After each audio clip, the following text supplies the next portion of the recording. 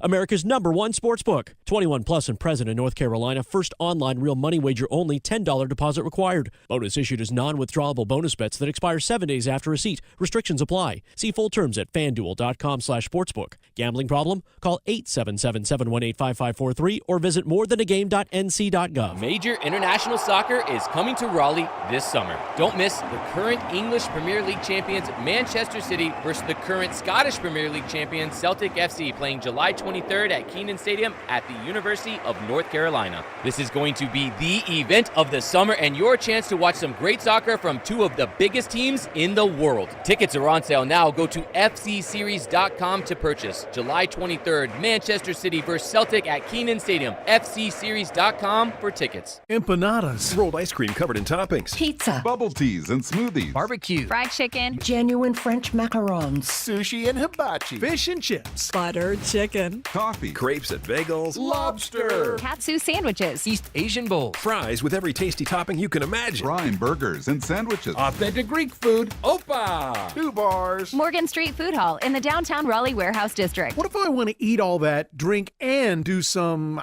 axe throwing? Epic. MorganStreetFoodHall.com. This is not Led Zeppelin. This is Get the Let Out.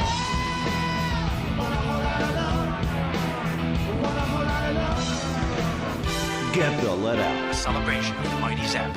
Recreating the Mighty Zepp's iconic studio recordings just the way you remember them. Live at DPAC on Friday, May 3rd. Tickets going fast at dpacnc.com. Get the Let Out. Electricity flows through everything. Our movement, our passion, our drive. Ford connected the performance of a sports car with the thrill of an EV to create a pony tuned for exhilaration, engineered to give you an extra jolt of adrenaline. Feel something electric. The 2024 Mustang Mach-E SUV. Test drive one today at your Carolina Ford dealer. Available at Ford EV certified dealers only. Beat the spring cleaning rush and call our cleaning heroes at Zero Res. This month, get 3 rooms Zero Resified starting at $105, and if you get your air ducts cleaned, they'll clean your dryer vent for free. Visit ZeroResNC.com and book your appointment today.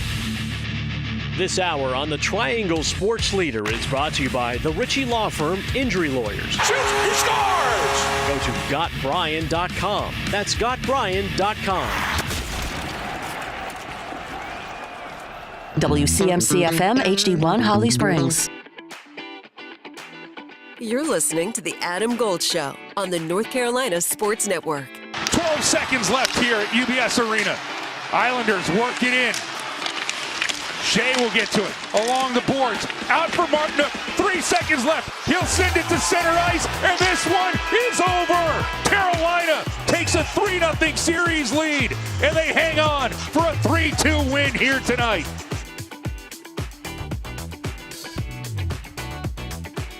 It's the Adam Gold Show. I am Adam Gold. Victoria's here. Welcome to the Adam Gold Show. I hope everybody's having a good day. It's a Friday. It is a Friday. It's a second-day draft yay. It is. And Carolina's only got 2 picks. Right. We're not kicking things off today. Because, yeah. We ended it. Yeah, we'll talk about that.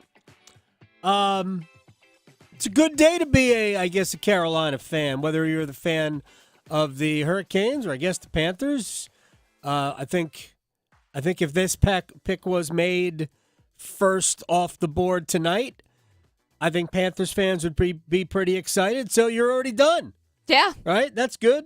Progress. Well, I have some thoughts on why that makes some sense and some thoughts on why it makes no sense. Like, seriously, I think you could play it absolutely both ways. There is a, by the way, did any, look, we were busy watching hockey. Same. But all I saw in terms of clips on social media or on websites was awesome stuff from Bill Belichick in the Pat McAfee draft show. Yes. Because why not? I mean, legitimately really good insight, which leads me to believe this. if I were Bill Belichick, I would never coach again. No. I would just be the curmudgeon football guy in the studio saying, this is why this guy's great, this is why this guy's bad, all of that. Lean all the way in, Bill. Yeah, do it. Do it. Mm-hmm. He told a story about swinging the trade for Randy Moss. Yeah. Did you see that? Yeah. Holy cow, that was fun. It was good. What a great story. How Moss hung up on him twice. Yeah. It's like, I'll try this again. Dials him up. And because it gives you insight into both. Mm-hmm. Right? It's clear. When Moss hangs up the first time, it's like right after, hey, by the way, did Bill really call himself Coach Belichick? that was the first thing that jumped into my head. It was like, wait, what? Did he do? Come yeah, on. he did. He did do that. Come on. Let me rewind this. Okay, yeah, he did. Just call yourself Bill. Hey, Bill Belichick here. Yeah. Coach Bell? Really? Unless Third that's his first person? name. Yeah. It's very, I have no idea. Could be his Well, there real was first name. who was it? There was some guy named Prince something. Like that was his Well, name. yeah, no, that was his first name. Yeah. Well, like no joke, and I have no idea why this is, but the wide receiver from Texas, Adonai Mitchell, Yes. Mm-hmm. right? Is I think they call him AD. I have no idea, but Adonai is the Hebrew word for God. Mm-hmm. So I'm like, interesting, Yes, it's different. right? So, all right, it's fine. If first names are first names. Who cares? He's a good player, Right. and he's available. He'll be available early Yes. if the Panthers want to double up. I got a lot of thoughts about what the Panthers should do at 39, what they should have done at 33, what they did at 32. I have thoughts on all of that, which is why we're here on a Friday, and it's gorgeous outside. It is. So, do we still have transistor? No, you can take your phone. You can stream it. Yes, Yeah. you can. You can't take a transistor radio. What year is this, Gold? I mean, I do still have one. No, I think you don't. I do. I totally do. I have old school radios all in I the don't house. have any, like, to be honest, I have a receiver, Mm-hmm. like an old stereo receiver with an FM dial. Yes. Actually, we have two. Mm-hmm. One of them is a dial, the other is digital, Yeah. but neither is hooked up. Yes. Not it's Well, just Michael is a great collector of all things like old, and so he's bought me over the years. He's gotten me like these old mics because I've been in radio forever, so it's like a thing. And then we have like this newer radio that has vinyls, so I can actually listen to vinyls and CDs because I have those too. Yeah, I've got them all. I've got CDs, everything. right? We have CDs, but the CD player is with the receiver, not hooked up. Yes. Yeah, I used to have this. Remember when we had CD drives in the side of laptops? Yes. I don't have that anymore. No, we used to we don't. burn CDs. Oh, yeah. I've burned my fair Napster. share. I burned my fair share of CDs. Oh, yeah. Right, one There's of a the things. meme going around about CDs Right. with markers and, it's Then we went to timing little mini people. discs. Mhm. I had a lot of mini discs. Oh, yeah. A lot of music on mini discs. And now everything's digital. Everything. At this point, it's either digital or it's vinyl because the vinyl is making a huge comeback. And I It know is. the sound of vinyl is more full for a lot of people. Yes. The convenience factor is not necessarily there for me, but Yeah. I know. it's a all thing good. now. It is. Oh, it's a major thing. It's almost like like the people who collect baseball cards or like. Yes. It's a big deal. It's, Oh, yeah. It's almost a collection as much as it is a music thing. Someone we know is very addicted to vinyls. Someone we both know. Oh, absolutely. Absolutely. Probably in a vinyl shop right now. Right now, or he's shopping online. All right, let's crank it up.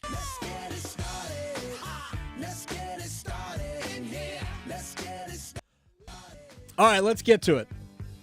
Because last night, the Carolina Hurricanes went to a 3-0 series lead with a 3-2 win over the Islanders. I'm going to draw an analogy to another sport here. So, starting pitcher, your ace, gets on the mound. Curveball ain't breaking. Just not breaking. Just going to have to live with your fastball and a changeup. Your fastball is good, but it's a little flat. Man, it's just going to be one of those nights where you're just going to have to figure it out as you go along. And I felt like that was the Hurricanes last night. As I said in the Canes Corner podcast, available wherever you get your podcast. Also, we do it live immediately after the post-game show on YouTube. Search Canes Corner Podcast at youtube.com. To me, this was the Islanders' best overall game in the series. It was. While they could have won Game 1 and probably should have won Game 1 based on the way they played, I thought that was a non-dangerous game really for both teams. I thought the Islanders were better. I thought Carolina was good. I thought Carolina was great defensively in front of Freddie Anderson. And I want to single out what I believe was their best defensive pairing last night, which is Dmitry Orlov and Jalen Chatfield. Yes. Were awesome. On fire. They were so good. And Tony DeAngelo was fine last night. Brady Shea obviously is the top guy on that pair, but I thought Tony was fine. Slavin and Burns were excellent as well, but I thought Orlov and Chatfield were just spectacular. And Carolina did enough. They were super non-threatening offensively, but scored 3 goals. And it comes down to this for me. I talk about this with Trip Tracy all the time. We talk about goaltending, and Trip's like, win the goaltending battle, or make it even.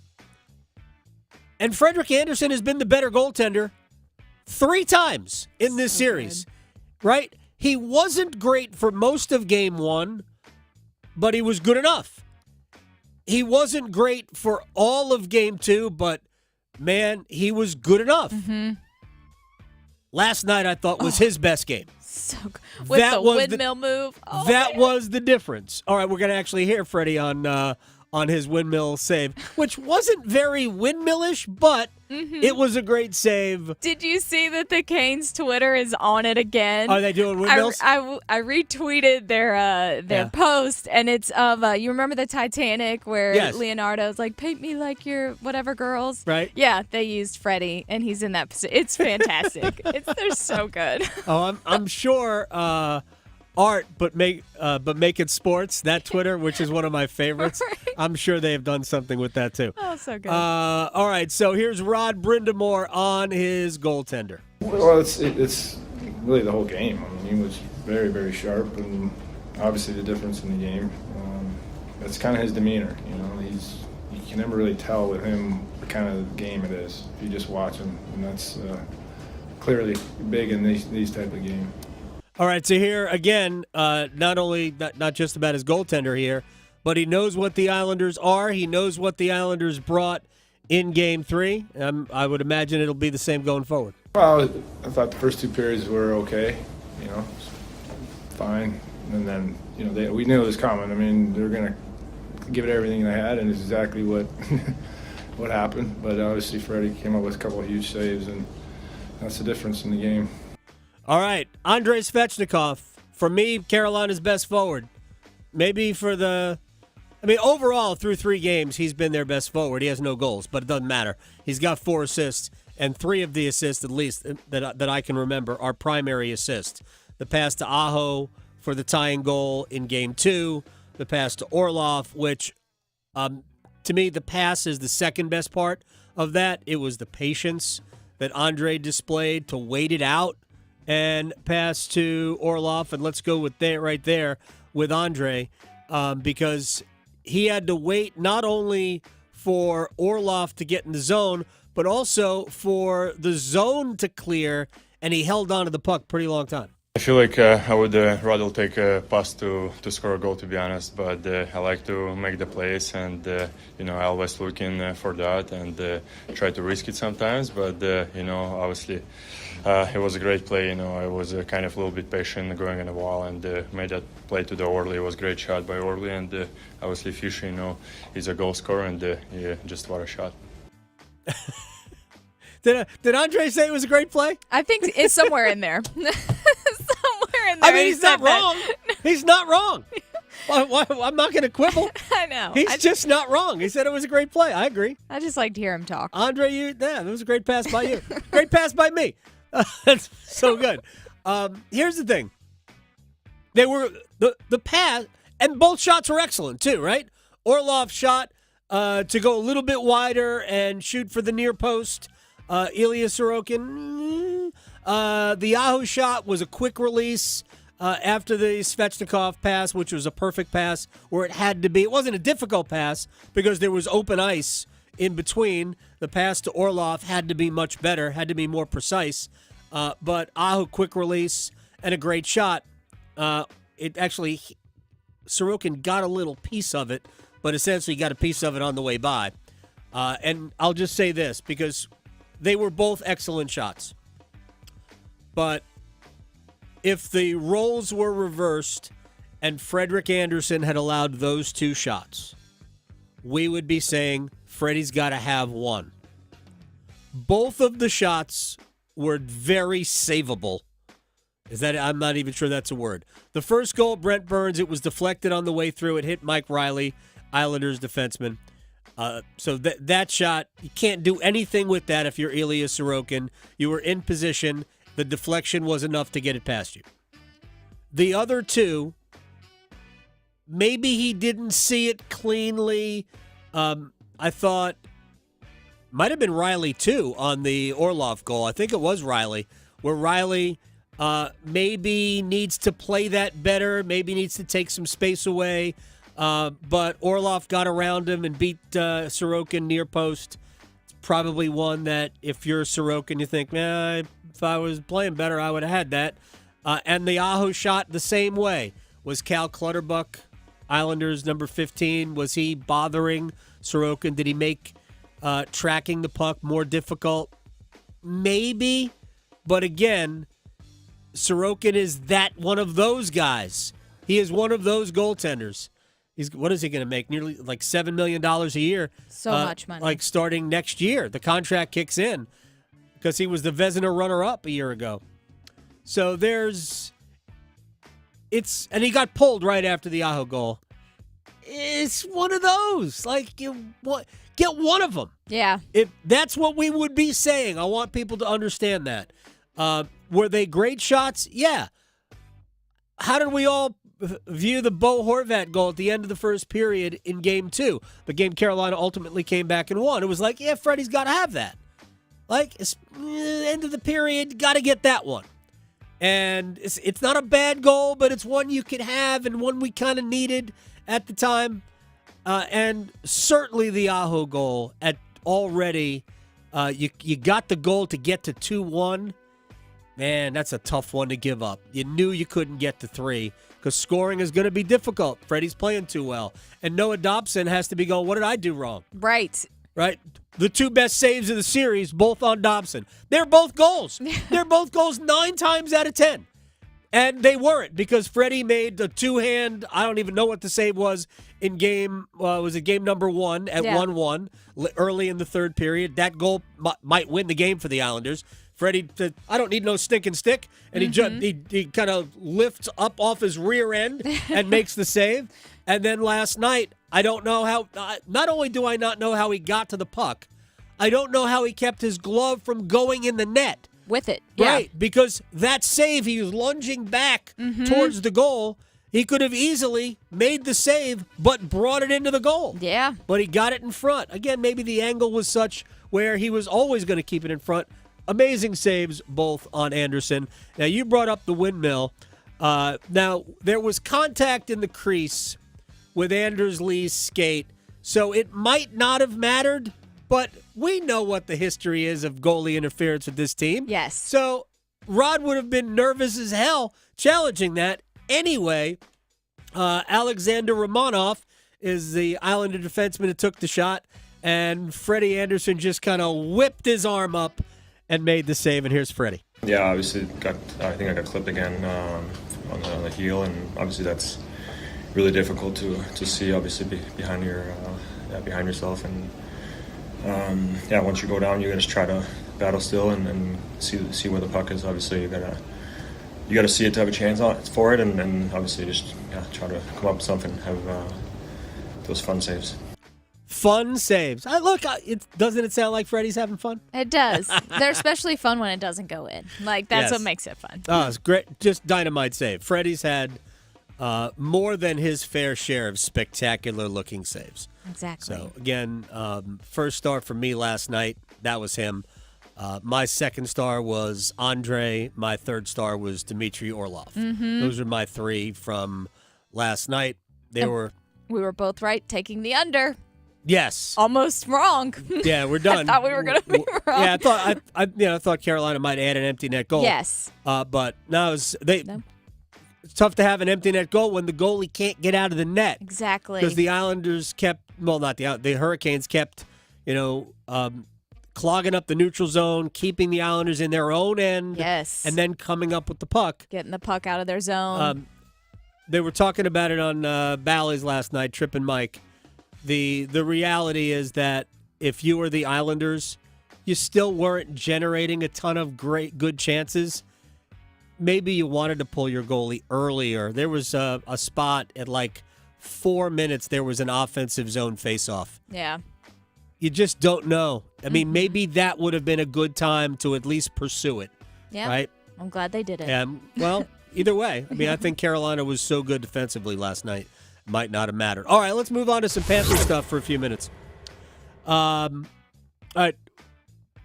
Let me just give you my quick thoughts on what happened.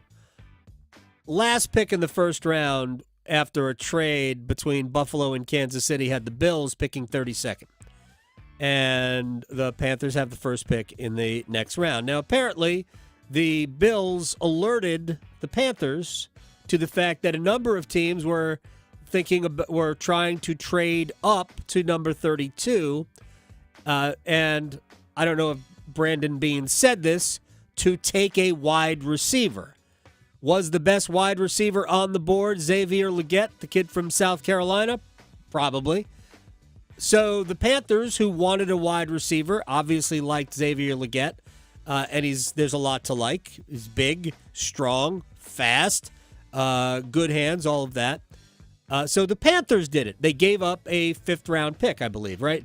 One of their fifth-round picks. They have back-to-back picks in the fifth round. They gave up one of them to get to number 32. But forgive me.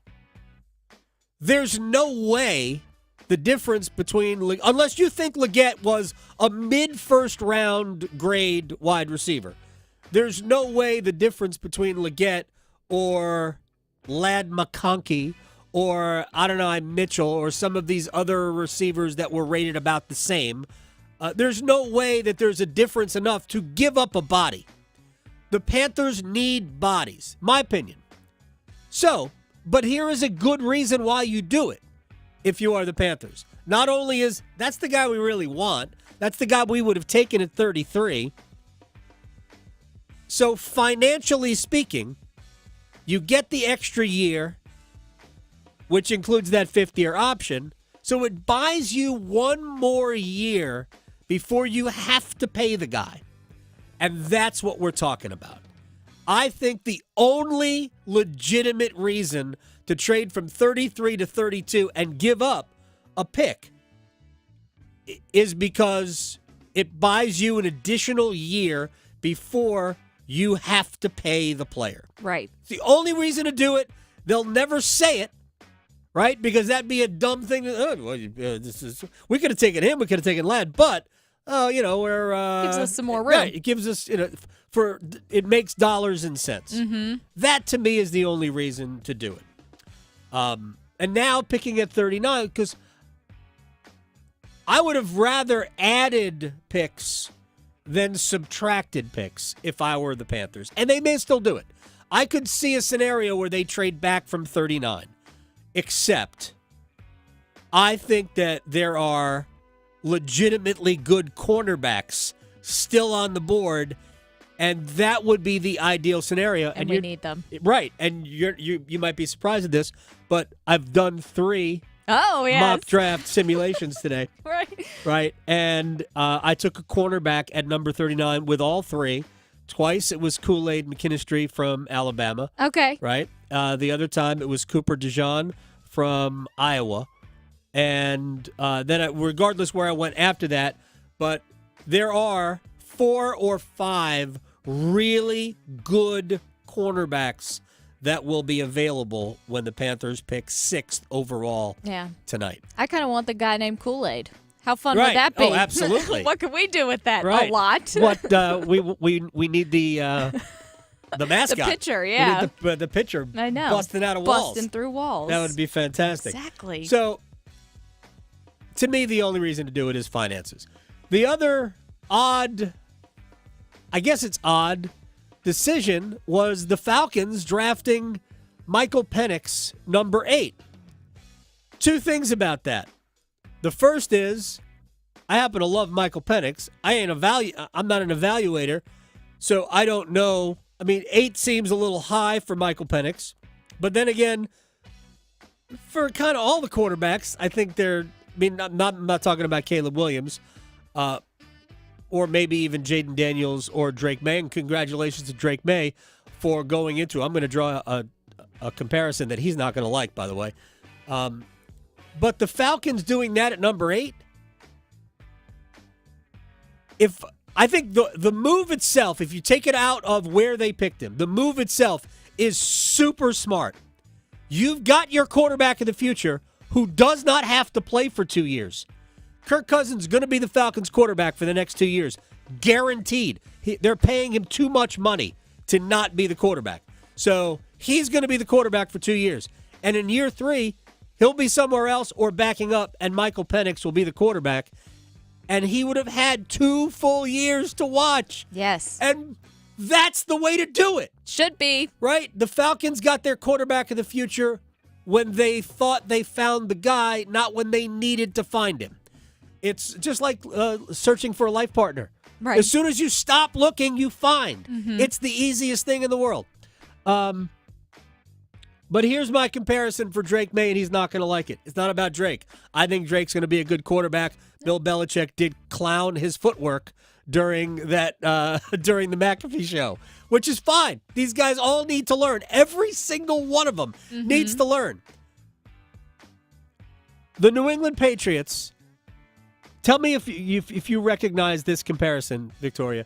The New England Patriots have a suspect offensive line and little to no weapons for which to utilize a brand new quarterback that a brand new quarterback can use.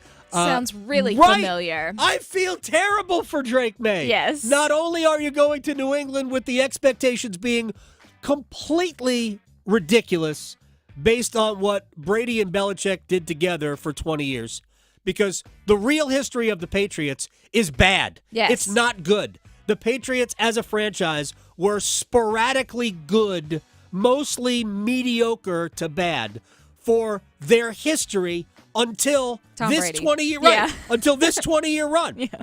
Like, take it from somebody who knows mediocre to bad football, right? Because I grew up a Jets fan. Yeah. We were in the same division. We were the only team the Patriots routinely beat. Exactly. That's it. Only the Jets. That's how I felt about the Tampa Bay Bucks for a while. See? Anyway.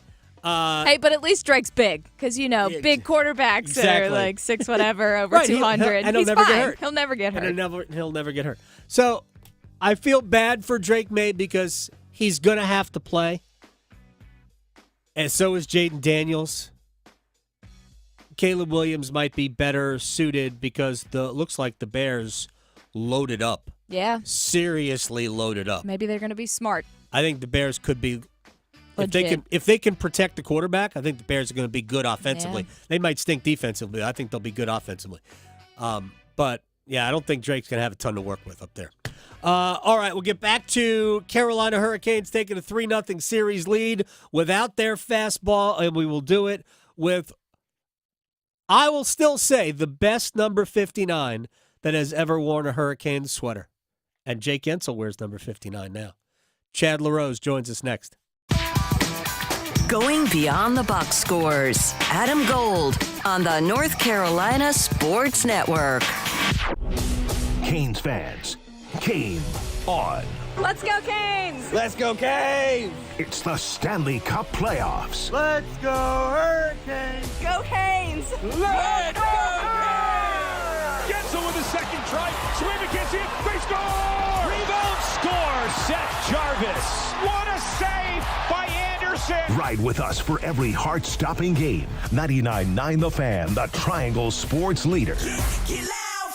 Hey, it's Adam Gold from my friend Gordon Miller, Miller Lending, Kildare Farm Road in Cary. Have you heard of FOMO? Yeah, it doesn't mean what you think it means. It's not fear of missing out. It's fear of mortgage overpay. That's actually what it really means. And a lot of people get a mortgage and pay closing costs because they know that if you pay closing costs, it lowers your monthly payment by about $50. Except you don't have the freedom to refinance free of charge unless you are willing to light the closing cost money, as much as $5,000, on fire. Why would you do that when the rates are going to come down and you can lower your monthly payment free of charge simply by getting the original no closing cost mortgage that Miller Lending has to offer? Gordon Miller invented it in 1987 so you could benefit forever. Miller Lending on Kildare Farm Road in Cary. I'm an 11-time customer, have never paid closing costs. I probably saved about $50,000. Miller Lending on Kildare Farm Road in Cary is an equal housing lender. NMLS ID 2502146. Mitchell Heating and Cooling. We do the job right every time. Protect your heating and cooling system like my offensive line protects me. I'm Drake May, quarterback at UNC. Mitchell Heating and Cooling has been committed to your comfort for 50 years and counting. Call Mitchell Heating and Cooling today. Contact us now at mitchellhvac.com or 919-556-5069. Train. It's hard to stop a train. The best solutions every time. Calling all Caniacs, Carolina Ale House is your official Canes watch party headquarters. Every away game, join the Canes to cause chaos at our downtown Raleigh location. This Saturday, April 27th at 2 p.m., we're expanding the watch party to Tucker Street with Beer, the Storm Squad, and Stormy. Come watch on our giant TV, an indoor and outdoor party to celebrate the Canes as they take on the Islanders. Bring your favorite folding chair, grab an ice-cold R&D Storm brew, and watch the playoffs with us. All Caniacs and all ages are welcome. Carolina Ale House. Adam Gold in studio with my friend Dallas Spruill from the Aluminum Company of North Carolina. I have more windows in my house than doors, but if I wanted to change out windows, how long does this whole thing take? So typical job, couple of days, 2-3 days, and that's complete. It's very unintrusive. A lot of these home improvement projects, it can take weeks or months. You can beautify your home. You can make it more energy efficient. You can make the windows that are a lot easier to use and clean, and you can do it quickly. It's 2 to 3 day job usually. 2 to 3 days. And how many different types of windows do you have? Where do I begin? We don't have that much time. We got colors, options. These things are custom made to your specifications, sized perfectly to fit the openings. Can you put a window where I don't have a window? We do it all the time. Unbelievable. Dallas Spruill from the Aluminum Company of North Carolina, 800-672-4348 on Hamlin Road in Durham, aluminumcompany.com for windows, right? Absolutely. And doors. At Progressive, we know money can't buy happiness. But money did buy your boat, where you find peace fishing, unlike at home with 3 teenage daughters. Because fish never argue about who stole whose crop top, or get mad the other fish used up all the hot water. No, they just swim around, never embarrassed to be seen with you in public. So save money by bundling your boat or RV insurance with home or auto from Progressive. And buy more happiness, or something close to it. Progressive Casualty Insurance Company, affiliates, and other insurers. Not available in all states. This is Adam Gold. North Carolinians wagered $659,308,541 on sports. It's a little bit. Treat it as entertainment only. Just look at it as fun. The Adam Gold Show.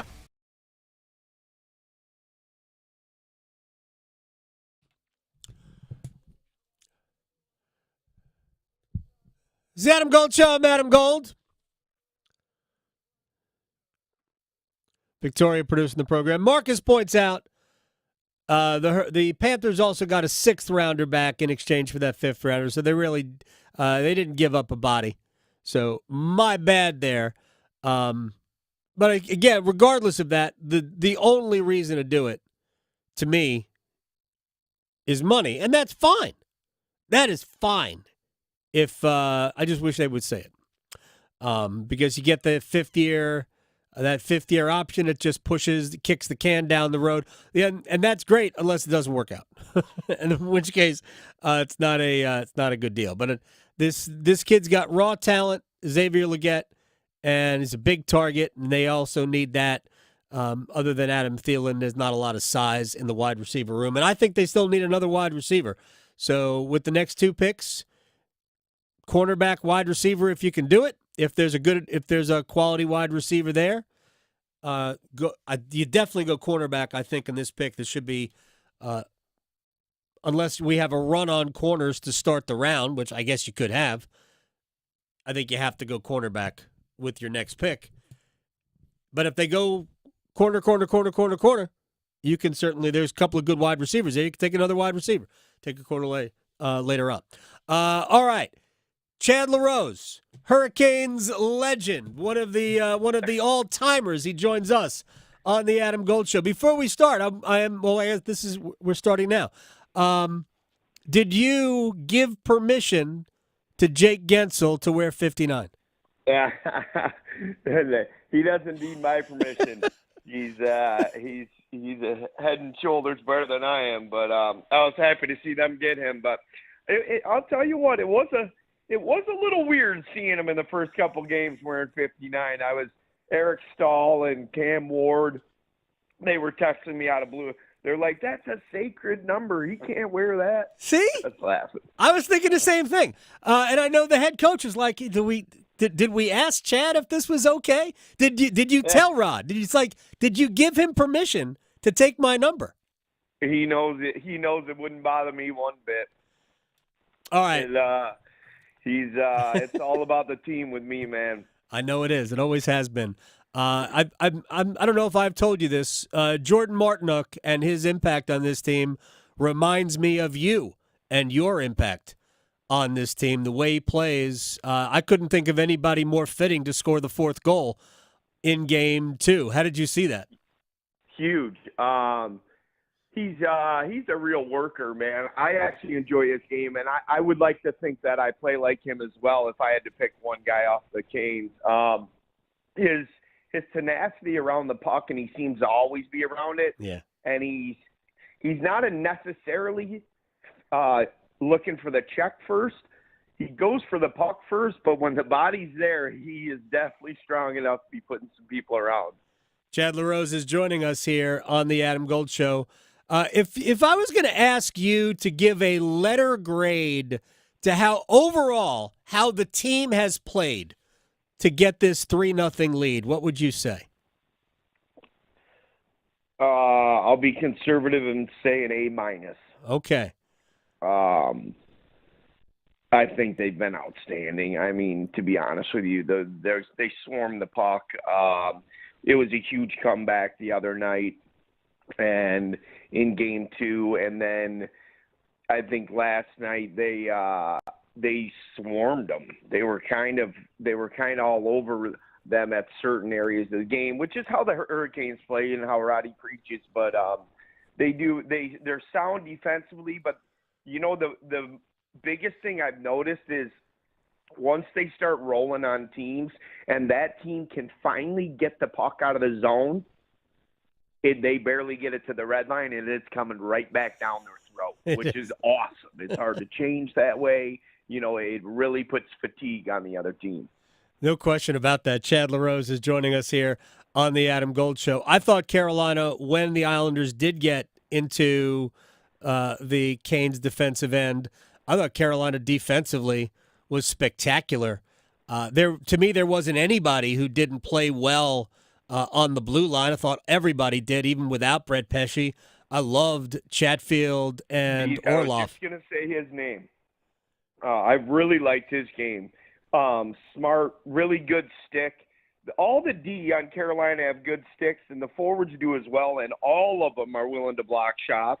But their stick length is something I've noticed, and there always sticks on pucks, and you always want to deflect any pass you possibly can. Any little piece of a tip of a pass, any of that could disrupt something. I figured you would like Chatfield. He's a Michigan guy. Yeah, I do like him. I've never met him, but I'll have to come down there maybe here in the second round. It's funny. Since getting here, he and Jacob Slavin are very, very close. And he's got a lot of Jacob Slavin in his game, the defensive side of it, but he's also got a little offensive push, too. He does. He is so fast. He is such a good skater. He and the thing is he's not as smooth looking as Jacob. Nobody is.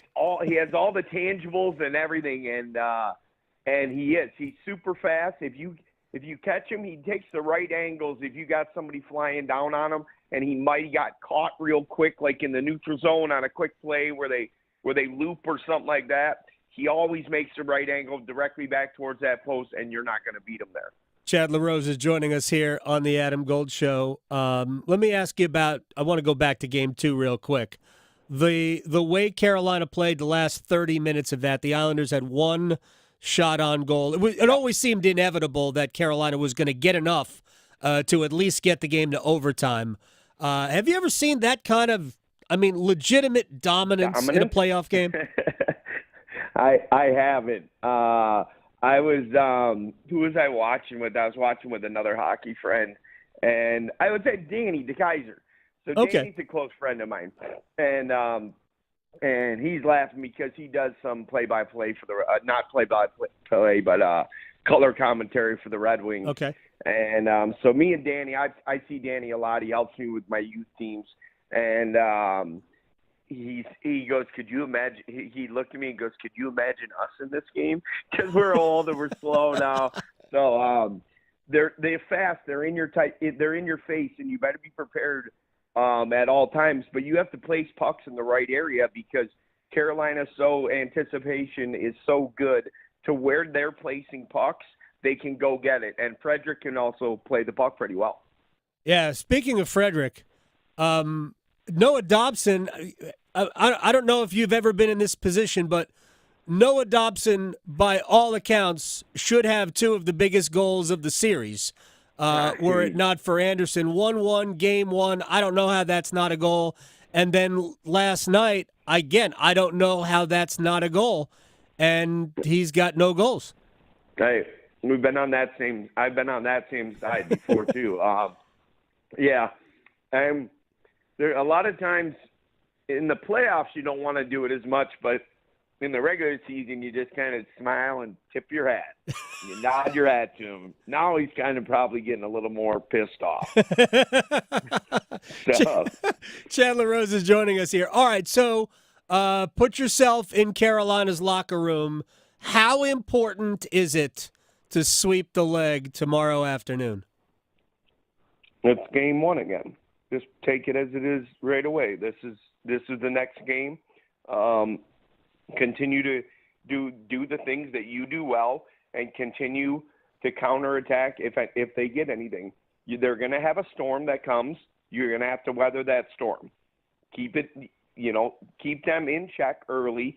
Don't let anything get out of control, and know that at the end of the day, I've only been in one series where I've been down 3-0, but we know that even if we were to get up towards the end, that little nail biter, they're going to come back. They have that. You have that feeling sometimes, oh man, so you never want them to think that their throat's not being stepped on.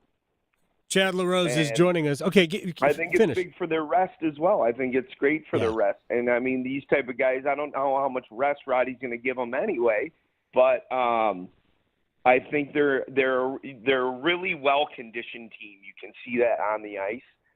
Every NHL team is, but you can just see in the way that they play that it's relentless everywhere. Okay, so I was trying to rack my brain. The only time you've been down 3-0, that was in the Eastern Conference Finals in 2009, correct? Yes, sir. Going against Pittsburgh. What was it like in your dressing room going out for Game 4? It takes one. That's it. You roll by one, right? You're trying to get it back to Pittsburgh, and that was the mindset. Basically, as for me, you followed guys like Brendan Moore and Eric Stahl and Ray Whitney. Matt Cullen was on the team. Yeah. You kind of follow these guys, and nobody in that room, especially Roddy being our leader, is saying, let's stay home in Raleigh. Nobody's thinking that. So yeah, I think there's different aspects of both of it, but at the end of the day, once the puck drops and you're inside the glass, it's a playoff game. For the first 40 minutes of this game will be high octane, high intensity, and you'll find out if they're going to fold or not, which I don't think they will. I don't think even folding can be used in the term of a hockey game, but you'll just be able to see. It'll be very fast early. I think New York has to give everything they got very early, and then get. It's a good experience for the Canes too to be put in positions to where later down on the road or whatever, you get to take all these little nooks and crannies and build them into your game. Yeah, I think you said earlier it's about rest, but it's also about not exposing yourself. The injury to Brett Pesce leaves them right now. There's no other bona fide NHL defenseman, waiting in the wings. So Carolina's got their group of 6. There are some capable players that could come in, whether it's Scott Morrow or I guess Dylan Coghlan could play. Yeah, but the thing with hockey though, or in any sport, I believe when you go in and you're playing tentative, it's like not wanting to get hurt. Right. Is when you get hurt. No question. No So question when you're about it. Playing your game that you do every single day since you've been a kid, I really think that is the mentality you need to just keep it going. If a freak accident happens, something happens. You can't control it. But going in tentative or something like that and pulling a knee because you're not doing what you think, you're trying to hold up a little bit, I think those are the more dangerous areas. All right, final thing for Chad LaRose. Give it to me. Got thoughts on Seth Jarvis and what he is as a player? I love him. He's right up your alley, man. He's got Chad LaRose personality all over it. Yeah, I'm a poor man Seth Jarvis. Okay, that's what I am. I'm a poor man Seth Jarvis. He's a stud, dude. I like that kid a lot. He's real good. He is amazing. I like watching him, and he helps all those other guys around him. And yeah. You can use that quote. Poor man Seth Jarvis. We absolutely will. I love the fact that he digs playing the same way that Jordan Stahl and Jordan Martinook play. It's obvious that he just enjoys playing that way. Yeah, he's a little rubber band out there.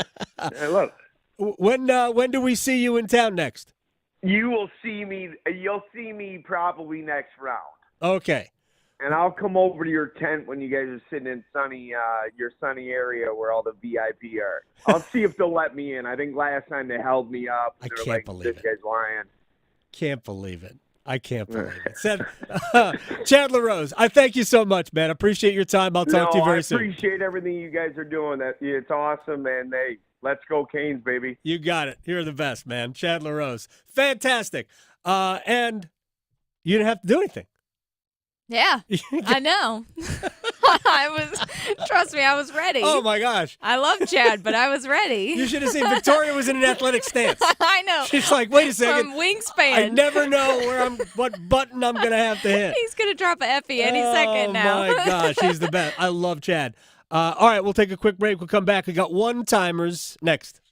Serving it up hot and fresh every day. Adam Gold on the North Carolina Sports Network. We have seen historic increases in the case of congenital syphilis, which is a syphilis that happens when mothers who are infected with syphilis pass the infection in uterus during the pregnancy, and the result can be miscarriage or stillbirth. The good news is that congenital syphilis can be prevented if persons who are pregnant get tested and treated for syphilis 30 days before delivery. Find testing and learn more about syphilis at syphilis.nc.gov. The Body Armor State Games are coming to Charlotte this June. Registration is open to athletes of all ages and skill levels in 25 different sports. The Body Armor State Games features 13,000 athletes and 700 teams. Don't miss out on North Carolina's largest sports festival of the year. Visit bodyarmorstategames.org today. The Body Armor State Games are proud to partner with Truist, Harris Teeter, and Blue Cross and Blue Shield of North Carolina. If you pay your city or your town for electricity, you live in a public power community. Public power communities provide electricity to families and businesses from a locally owned and operated system. Public power systems are not-for-profit and provide electricity at affordable rates with unbeaten reliability. Your local public power provider invests in your community, providing local jobs and supporting your local economy. Electricities of North Carolina is the energy behind public power. Learn more at electricities.com. Hi, Darcy the Cow here for Black Cow, the mature manure. Get a better looking lawn with Black Cow. Apply to your lawn as top dressing and get 10 times more nutrients than topsoil. Black Cow will feed your lawn, your flower beds, and vegetable gardens for up to 3 months. Oh yeah, everything grows better with sun, water, and Black Cow. Black Cow, the mature manure, Black Cow. Having health insurance is important. So, if you or anyone in your family has Medicaid or CHIP, listen up. Check your mail for a renewal form from your state. Complete the form and mail it back right away so you don't lose your coverage. If you do lose Medicaid or CHIP, visit healthcare.gov to see if you're eligible to enroll in a low-cost, quality health plan. Keep your family covered. Paid for by the U.S. Department of Health and Human Services. It is playoff time in the NBA and the NHL. Baseball's in full swing, and FanDuel is your home to wager on any game you want. FanDuel is America's #1 sportsbook, and right now new customers can get $200 in bonus bets guaranteed when you make your first $5 wager. FanDuel.com, promo code AGS. FanDuel.com, promo code AGS. Anything you want to wager on, slap shots, home runs, slam dunks, all there. $200 in bonus bets, win or lose, when you make your first $5 wager. Visit FanDuel.com, promo code AGS to get started. I can't make it any easier. FanDuel.com, promo code AGS. FanDuel's America's #1 sportsbook. Must be 21 and older and present in North Carolina. First online real money wager only. $10 deposit required. Bonuses issued as non-withdrawable bonus bets that expire 7 days after receipt. Restrictions apply. See full terms at FanDuel.com/sportsbook. Gambling problem? Call 877-718-5543 or visit morethanagame.nc.gov.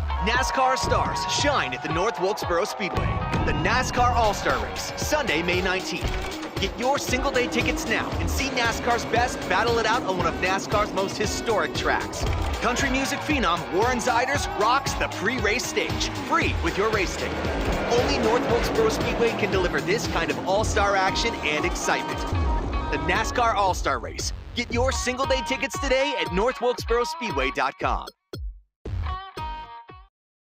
This is Adam Gold. I got news for you. If I see a hammerhead shark swimming near me in open water, nope, we're gone. Bye. We're done. I'll be on the dock. I'm done. I've seen Jaws. You can't fool me.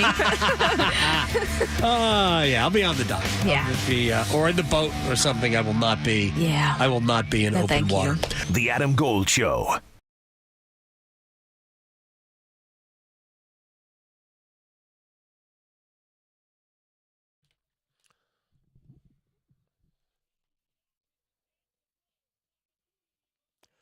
It's the Adam Gold Show. I'm Adam Gold. Victoria producing the program.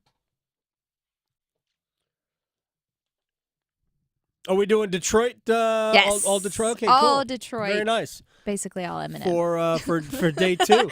There's other. I know, but he was actually there. Oh, was he? Yeah, so I just feel like, it's good to have a theme That's day. fine. I got no problem with it. He's got plenty. I know the first one I did was a new one. I didn't know that one, new to me. I thought, really? That was good. No, it's very good. He was a cool part of the that halftime show in the Super Bowl in L.A. Yeah, so good. My gosh, I still watch that. Snoop and Mary J. Yeah, it was all of them. It was good. Snoop and Dre are awesome. Yes. Yeah, the whole thing was great. All right, let's. Why don't we do one-timers? Let's do it. Okay, well, speaking of the draft, so now that the Panthers have made their first choice in the draft, a little earlier than we anticipated yesterday. A little earlier in terms of time. Yes. Not a little earlier, I mean, just barely. Barely. In the case of, like, which pick. Exactly. So with that one, Who do you think they're going to go after next with the guys that are left in the field? Well, I may have told you this. I've done 3 mock draft simulations. Yes. And I have taken a cornerback with that pick at number 39, 6th in the second round. I wouldn't hate it. Each time. Kool-Aid McKinstry, he might be there. Cooper DeJean might be there. Ennis Rakestraw from Missouri might be there.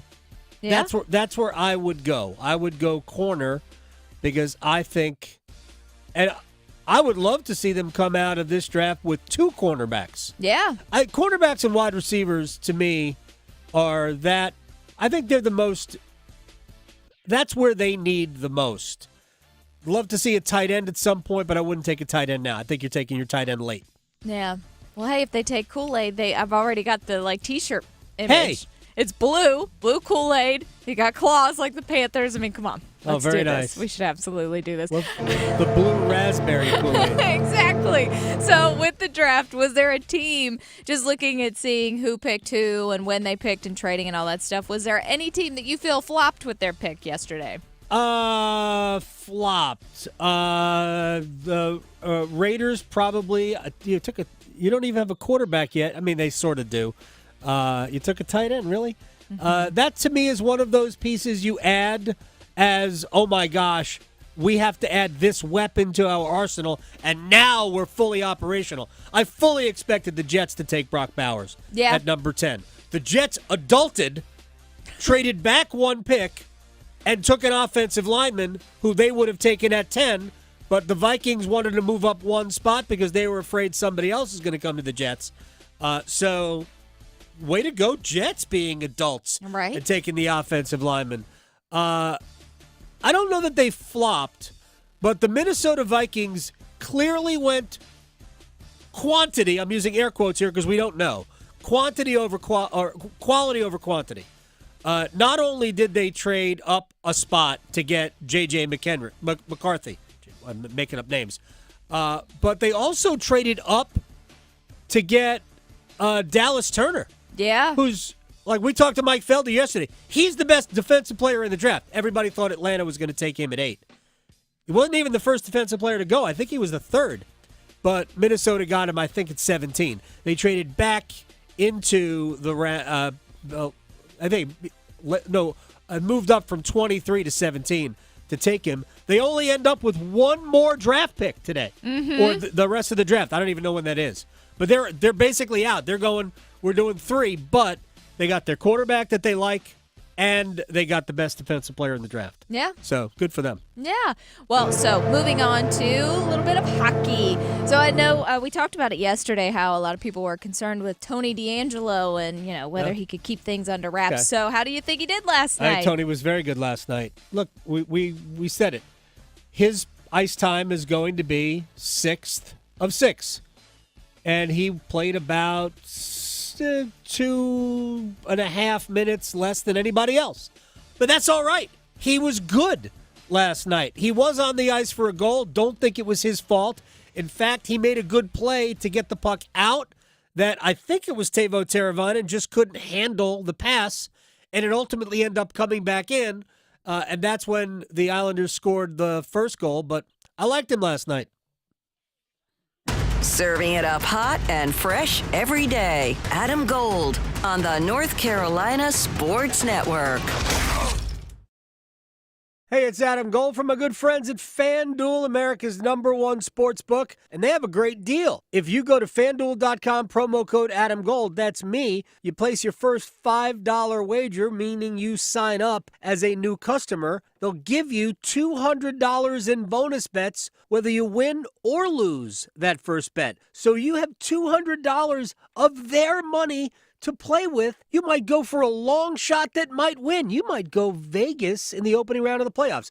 FanDuel.com, promo code AdamGold, $200 in bonus bets. Win or lose when you make your first $5 wager. All you got to do. FanDuel.com, promo code Adam Gold. FanDuel's America's #1 sportsbook. Must be 21 and older and present in North Carolina. First online real money wager only. $10 deposit required. Bonuses issued as non-withdrawable bonus bets that expire 7 days after receipt. Restrictions apply. See full terms at FanDuel.com/sportsbook. Gambling problem? Call 877-718-5543 or visit morethanagame.nc.gov. Lanny went to college and racked up huge debt. A little bit over $100,000. For a degree he couldn't use? Now what? I had a friend that went to my computer career and they talked to me about it. He was done in just months. I did do it online. They even helped him get hired immediately after graduation. One of the things I love about IT is that you can work from anywhere you want. You could become an IT pro in just months with zero experience at My Computer Career. It worked for me, and I know it can work for you. It's not rocket science. It's mycomputercareer.edu. Dude Perfect here. Power up with the new smoothie we created with Smoothie King. It's loaded with pineapple, banana, kiwi apple juice, and more. Straw me, boys. Perfect shot. Get the Dude Perfect smoothie only at Smoothie King. Major international soccer is coming to Raleigh this summer. Don't miss the current English Premier League champions Manchester City versus the current Scottish Premier League champions Celtic FC, playing July 23rd at Keenan Stadium at the University of North Carolina. This is going to be the event of the summer and your chance to watch some great soccer from two of the biggest teams in the world. Tickets are on sale now. Go to fcseries.com to purchase. July 23rd, Manchester City versus Celtic at Keenan Stadium. fcseries.com for tickets. Imagine waking up this time next week and being 100% debt-free from credit cards, car loan, and personal loans. Hey, it's Dennis Cox. Loan Pronto's Equity Express line of credit can make it happen. Homeowners are turning their home equity into cash almost instantly. With Loan Pronto's AI-based system, you can get approval in about 10 minutes with almost no documentation, no appraisal, and no hassle. You can get hundreds of thousands of dollars out of your home. Use that money to pay off all your other loans. The average homeowner saves over $850 a month doing this. Listen, your home value is way up. You can use that to wipe out all those credit cards. Get some money for a home improvement. Literally hundreds of thousands are at your fingertips, and approval is just minutes away.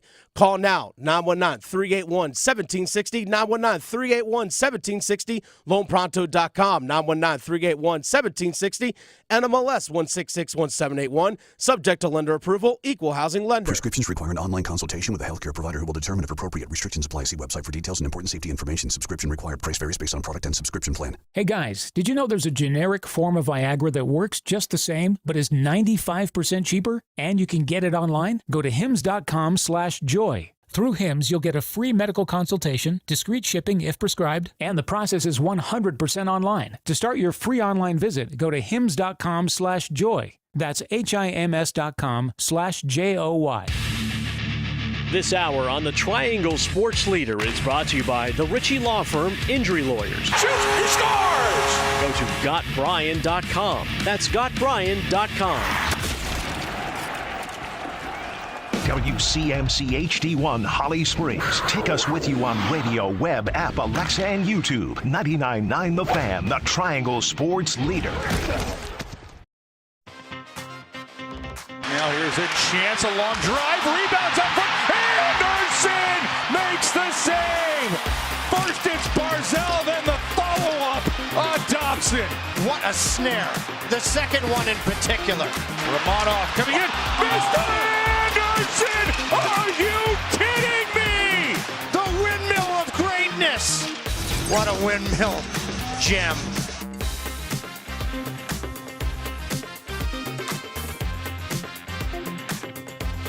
What a windmill! Yes, what a windmill indeed. I am Adam Gold. This is the Adam Gold Show. Hope all is well in your world. So, Victoria, what was the story you told us before about there was a bar in Charlotte? Oh, yes. So there's some bar in Charlotte that made one of the best signs ever. And I retweeted it on the Twitters. But it says, let me pull it up here so I can say it verbatim.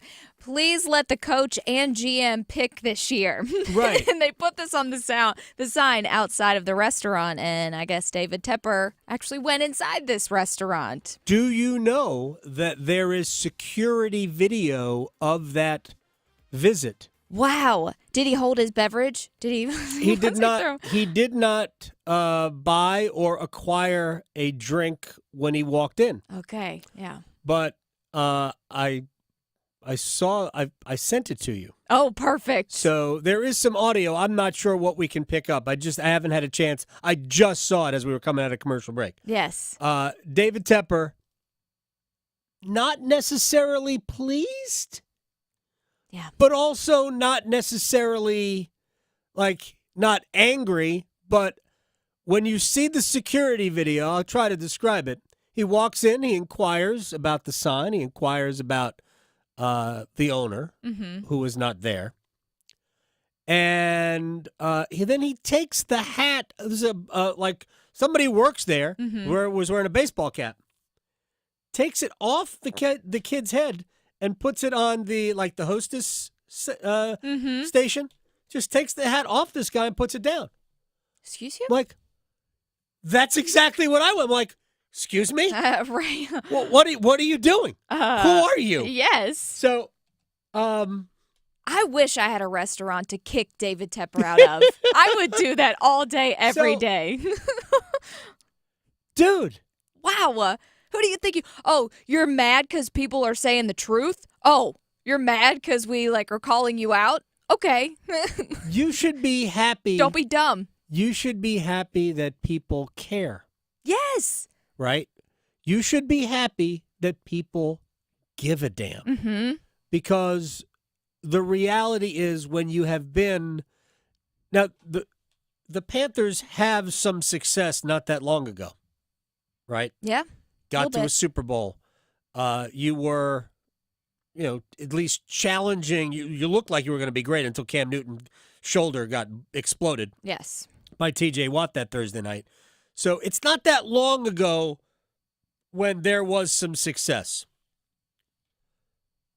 But in the National Football League, if you haven't had it for a few years... Apathy will set in. 100%. And especially at Carolina. Mm-hmm. It's like, a franchise like Jacksonville. Yeah. Where people don't go, which is why they play 1 or 2 games a year in London every year. Yeah. Well, we all remember the game, I think it was against the Falcons, maybe in December, when maybe 5 people showed up to the stadium and they were selling tickets for $2. Right. That's terrible. Granted, the weather was awful, but still. Right. This is another in a long line of bad looks. Yeah. For David Tepper. Another in a long line of bad looks. And one of our followers, David, on the Twitters was like, what was that fish quote you said? Fish rot from the head. Yes. And it's called David Tepper. Unbelievable. Not tilapia, it's Tepper. Oh, I can't stand this man. I thought that was fantastic, though. Honestly, whoever this owner is, I need to figure out who they are and put them on and bring them on the show because that would be fan. I'm gonna reach out to them because I want to applaud them. I want to support their business. Yes, I know I just had a birthday, but I would have birthday parties there. I want the person whose hat was removed by David Tepper. That's the person I want to speak with. Exactly. Because I'm sorry, was that your dad? Yeah. What did you say? Was that your uncle? Because I know what I would have said. So, yeah, get your hands off my head, dude. Yeah, exactly. I need to wear, he's got a full head of hair now. Don't wear a hat inside. Right? Exactly. So, there you go. It's not a good look. No. For the owner who needs a dose of positive PR that he's only going to get by staying out of the way and allowing his football team to do well. Helping by doing less. Yeah. Right? He can't keep his hands off the playbooks. He also can't keep his hands off other people's hats. Go back to analyzing your head coach's play calling. Keep making money in your corner and leave everyone alone, okay? It's a bad look. It's so bad. It really is a bad look. We're going to talk about the draft with John Breech coming up in a couple of minutes. So let's take a quick look at the news of the day. You know what I didn't do yesterday? What's that? We didn't talk because we were all wrapped up in draft and the Hurricanes Game 3. Didn't talk at all about Mo Diarra. So real quick about this. My thought when I first saw the news that Mo Diarra was declaring for the NBA draft was A, why? And B, didn't see it coming. And then a couple of things were pointed out. The most important one was this. Because you never know what people's level, especially players who were not born here, players who come from overseas. They do not attach athletics to academics. We do here. I'm not saying which system is better. I'm just saying it's done differently in Europe and elsewhere than it is done here. We attach, essentially the developmental athletic system to schools, which is fun. I'm not saying it's the best way or the worst way. I'm just saying we do it, they don't. So we don't know if Mo Diarra is in any way interested in attending a class. Yeah. Okay? Set that aside. Do you know what Mo Diarra is not allowed to do? What? Receive NIL money. Oh, wow. Because he's an international student. Huh. They're on different visas. And because of that, there was no way for Pack-a-Wolves, Wolfpack World, I don't know, whatever the names of the NIL collectives are.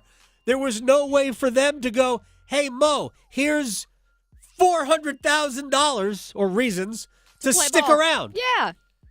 So this is a tough blow for NC State because, he's not an NBA player. No. More than likely, you know who's got a good league? France. More than likely, he goes back home, plays as a pro, develops his game, and eventually shows up in the NBA if he's that good. But he certainly has the potential to develop into a very good pro. Yeah. Athletic, good defensively, can obviously shoot the three. So, tough break to lose Mo Diarra, who by the end of the season, if you just went, he only averaged 7 points a game or whatever it was, I'm like, oh man.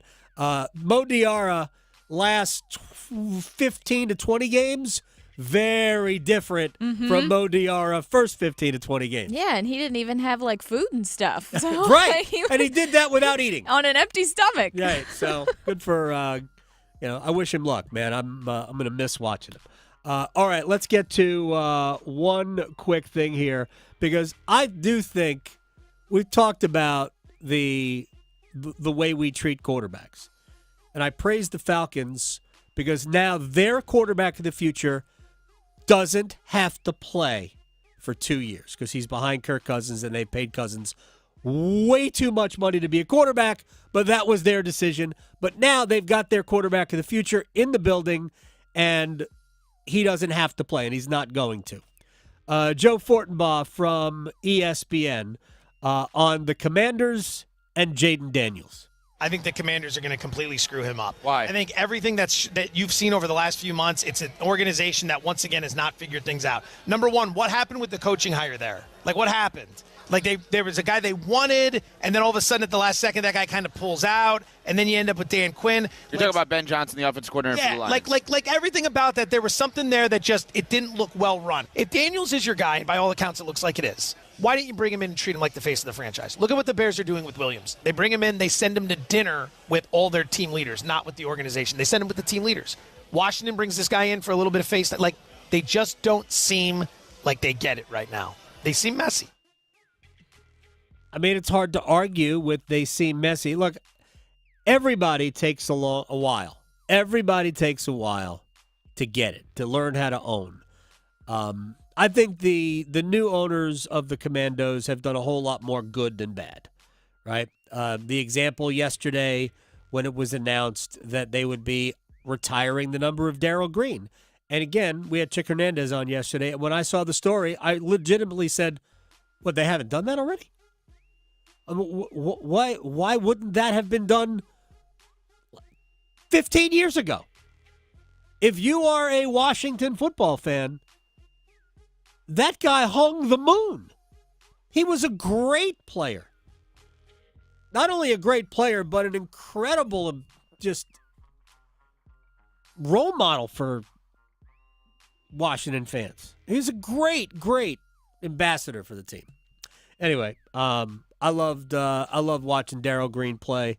Good for him to be so honored. All right, John Breech from CBS, Round 1 is over. We'll do a little bit of round 1. Look ahead to rounds 2 and 3 with John Breech next. Raleigh to Boone, Charlotte to Chapel Hill. Your Carolina is covered. Adam Gold on the North Carolina Sports Network. You're always close to the Canes with 99.9 The Fan. Martinook banks it in. He scores! Jordan Martinook with the steal and the finish. And it's 4-3 Carolina. What a comeback! Count on us to bring you every Canes game night and the latest Canes news from insider Adam Gold. Your official home for the Carolina Hurricanes. 99.9 The Fan, the Triangle Sports Leader. Tim Donnelly here to make sure you know how to get all of that March grossness out of your carpets with Zero Res. That means the snacks you spilled while watching games, the dust and dander that's breeding in your carpets. Get it out with Zero Res. This month, get 3 rooms Zero Resified starting at $105. And if you get your air ducts cleaned, they'll clean your dryer vent for free. That's a $165 value. Visit ZeroResRaleigh.com and book your appointment today or call at 919-995-0000. Every business faces challenges, but complicated, expensive, and uncertain shipping shouldn't be one of them. With USPS Ground Advantage from the United States Postal Service, you can avoid all the noise. No more unexpected surcharges, hidden fees, or complex rate structures. It's just easy, cost-effective, and dependable shipping. Tune your business's frequency to success and turn shipping to your advantage. Learn how at USPS.com/advantage. USPS Ground Advantage. Simple, affordable, reliable. It's bow time. Something new just dropped at Bojangles. Take the bold taste of a crispy golden chicken supreme that's been seasoned to perfection, then add dill pickles, Carolina Gold barbecue sauce, and a toasted bun that's great on the go. What do you get? You get a Bo's Bird Dog. In fact, you can grab 2 of them for $5. So when you're on the go, headed to practice, or need a snack, grab a Bo's Bird Dog. Hurry in before they're gone. Available for a limited time.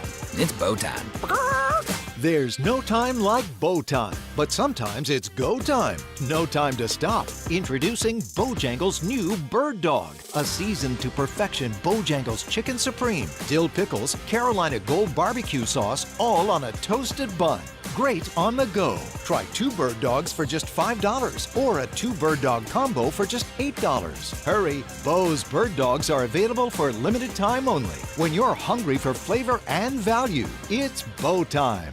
The future of medicine is here at QC Kinetics. QC is the nation's leader in the most exciting revolution in pain management we've seen in decades, regenerative medicine. If you are tired of achy joints, if your joint pain is keeping you from doing what you love, you need to call QC Kinetics now. Surgery, steroids, drugs, these are no longer your best options. Regenerative medicine at QC Kinetics is transforming lives with innovative treatments that deliver lasting results. We are talking natural biologics, using your body's own power to repair and restore damaged tissue. QC Kinetics is under the leadership of National Medical Director Dr. Mitchell Sheencup. Dr. Sheencup is a pioneer in this field with 20 years of clinical work, tons of research, teaching, and publishing. He wants to get you relief with a needle, not a knife. Call QC Kinetics now to learn more about some exciting options. This is a revolutionary approach that can get you long-term relief with no downtime. 919-400-5473. With locations in Cary, Clayton, Raleigh, and Wake Forest. 919-400-5473. Pro Painters knows how important your home is to you. That's why they're focused on helping you bring a fresh color to your home. And you know you can trust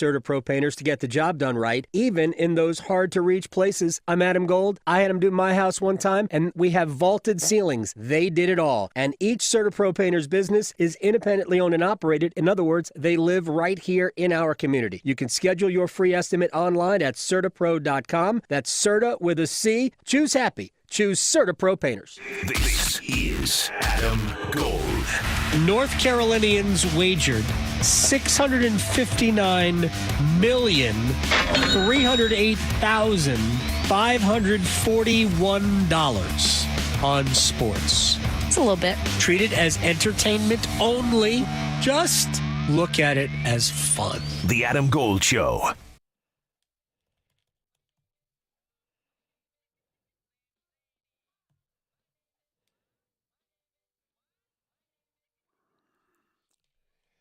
It's the Adam Gold Show. I am Adam Gold. We'll talk draft with John Breech of CBS Sports in just a second. I can't get over the David Tepper security camera video of him going into the bar because he didn't like the sign out front that told the owner to stay away and let Dan Morgan and Dave Canales handle the draft. And he walks in and he takes the guy's hat off. It is the best. Way to be butthurt, I David. could watch this on a loop. I just want Tepper taking the kid's hat off. Right? And placing it on the hostess stand. I want that on a loop. I want it on a T-shirt. I want it on a Harry Potter-esque T-shirt where it actually has the moving picture. Right? Oh, my gosh. Who does this guy think he is? Oh, so gross. It's fantastic. All right. To John Breech, CBSSports.com, Pick Six Podcast, super friend, at John Breech on Twitter. Dude, if you haven't seen the video yet, it's the greatest thing ever. It is such a bad look. It would be a perfect exclamation point to Tepper throwing the drink on the fan of the opposing team. I guess it was in Jacksonville or wherever it happened. Atlanta. I don't know where it happened anymore. Tampa this year. Jacksonville. Was it Jacksonville? If you haven't seen it yet, you can hit to my timeline at A Gold Fan. It's right there. It is beautiful. How you doing? Hey, look, no one can accuse David Tepper of not caring. If he gets so mad he's out there throwing a drink at people, gets so offended by a sign at a restaurant, man, that is a guy who maybe cares too much, maybe hates everyone. But also, it helps when you're a billionaire and you can just kind of react to anything however you want. It absolutely does. All right. Quick thoughts. A couple of things have been pointed out to me that I was not aware of. I was otherwise occupied with hockey last night. So Panthers didn't give up a ton, obviously, to move up one spot. They had a pick swap of a sixth and a fifth. 141 goes out, 200 comes in. A little bit of a difference there, but it might not matter at all. What did you think of the Panthers moving into the last pick in the first round, moving up one spot to get Xavier Legette? Yeah, I don't have an issue with it. I think a lot of people were kind of scratching their heads about why Carolina would make that move from 33 to 32. And I think the obvious answer is because it gives you that fifth-year option. So, it's as simple as that. Is now you have him under your control for 5 years. If you take him with the first pick in the second round, now you have to, and he ends up being a star, you have to worry about getting that extension done after year 3. Now you can wait till year 4. So it was definitely about getting control of the player and having that contract last a little bit longer. But look, the Carolina Panthers needed some receiving help. I think that most people would agree that was probably their biggest need going into the draft. So I don't think if you're a Panthers fan that you can be disappointed at all. You saw a team that was aggressive. They got in the first round, and they filled their biggest need. And I think that's exactly what you want to see if you are a Panthers fan. And if he's really good, they can sign him to that contract after year 3 anyway, right? Yeah, exactly. But this just gives you – and I think it's more if they're on the fence. If they look like they could be great, they're kind of on the cusp of that, or in the good range, then it's, all right, well, now we have that fifth-year option. We have another year to get things figured out. But if they end up looking like Jamar Chase or Justin Jefferson or A.J. Brown, then you just sign them up after 3 years anyway, so it doesn't matter. But, yeah, the extra year is definitely a big thing. All right. Now, if you were drafting at 39 and you really needed a cornerback or maybe even another wide receiver, what's the best value left on the board in your estimation? Well, it is interesting when you look at how the board kind of fell. I think if you need a cornerback, you're in a great spot right now because you look at all the guys that fell. I mean, whether we're talking about Cooper DeJean, Cloyd McKinstry, you have Ennis Rakestraw from Missouri there. You just have a lot of top-tier guys that if you're the Panthers, maybe you trade up to 34 or 35 to make sure you get one of those guys. But I think any team that needs a cornerback at the top of the second round is in a great spot. And even receiver, I think we saw quite a few receivers kind of fall down there into the second round. I think A.D. Mitchell from Texas is probably the biggest guy, but then you also have Ladd McConkey and Keon Coleman, who are two guys that were arguably could have been taken in the first round. So I do think the Panthers are going to have a lot of options at 39th overall, and they should be able to get a good player. Yeah, though, if you think about it, there are at least 4 really good cornerbacks sitting out there, right? And there's at least 2 wide receivers. If you're the Panthers and you went wide receiver with your first 2 picks, I don't think it would be the worst thing that ever happened, because they have such a lack of like game-breaking ability at that position. Adam Thielen's really a glorified tight end, the way he is used, and that's fine.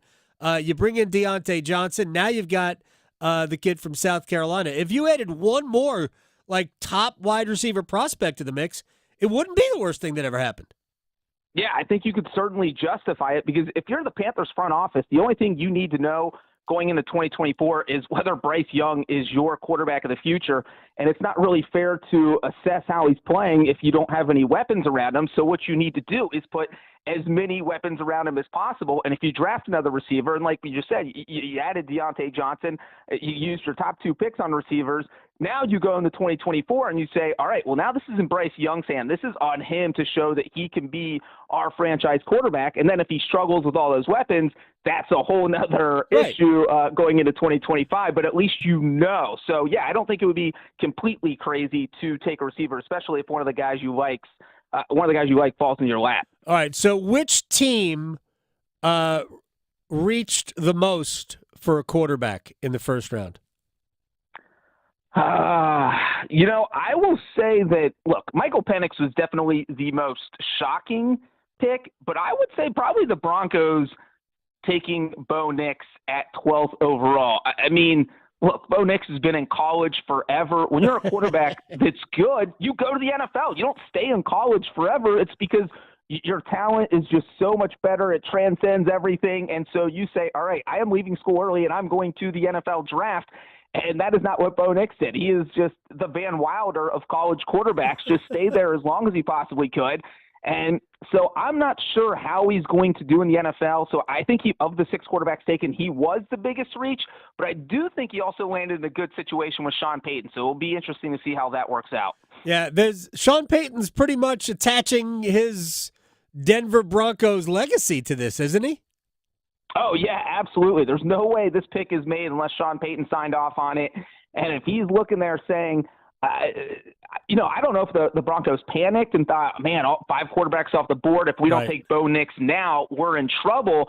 And maybe that's what happened. But look, you are really saying we got rid of Russell Wilson. We're kind of starting over from scratch here at quarterback. So Bo Nix better be good. So, clearly Sean Payton feels good about this because he's hitching his wagon to Nix. Let me ask you real quick. I want to go back to the Falcons thing because, look, I'm not an evaluator, so it's such an uneducated opinion. But I love everything about Michael Penix. I think the Falcons made the smartest possible move if you remove the fact that they did it with the 8th pick in the draft and Dallas Turner on the board, which is obviously something that they needed. But they got their quarterback of the future, and not only doesn't he have to play, he won't play for 2 full years, which means that by the time he hits the ground, he will have had time to, he'll have a couple of preseasons where he will probably play a lot under his belt, and he will have had time to learn the NFL game. I think this gives them a great chance of having a quarterback 2 years from now, or 3, whatever it is, 3 years from now, that is ready to play and ready to be good. I don't know that any of the other teams who drafted quarterbacks will have a better quarterback in year 3 than Michael Penix as a result. I mean, look, Penix is going to be 24 when the season starts. You put him on the bench for 2 years. Now he's 26 and still hasn't played an NFL snap. Plus, the biggest advantage of having a rookie quarterback is that you have them on your rookie contract, and now you've lost 2 years of that without seeing him play a single snap in a game. So you don't even know if he's good. So after year 3, you're going to have to make a decision on his 5th-year option after only seeing 1 year. Imagine if the Panthers had to make a decision on Bryce Young's 5th-year option right now after seeing him play 1 season. I mean, that's almost an impossible thing to do unless they have a Patrick Mahomes-esque season. And so it just feels like if you're the Falcons, there is no reason. So, again, the rookie contract is your biggest advantage, but you threw it out the window because you have to pay Kirk Cousins $90 million. Yeah. over the next 2 years. And if Kirk Cousins plays well, what if he leads you to 2 division titles? You really want to get rid of him when you have 2 more years of him under contract and throw Penix out there who's inexperienced? You have no idea what he's going to look like.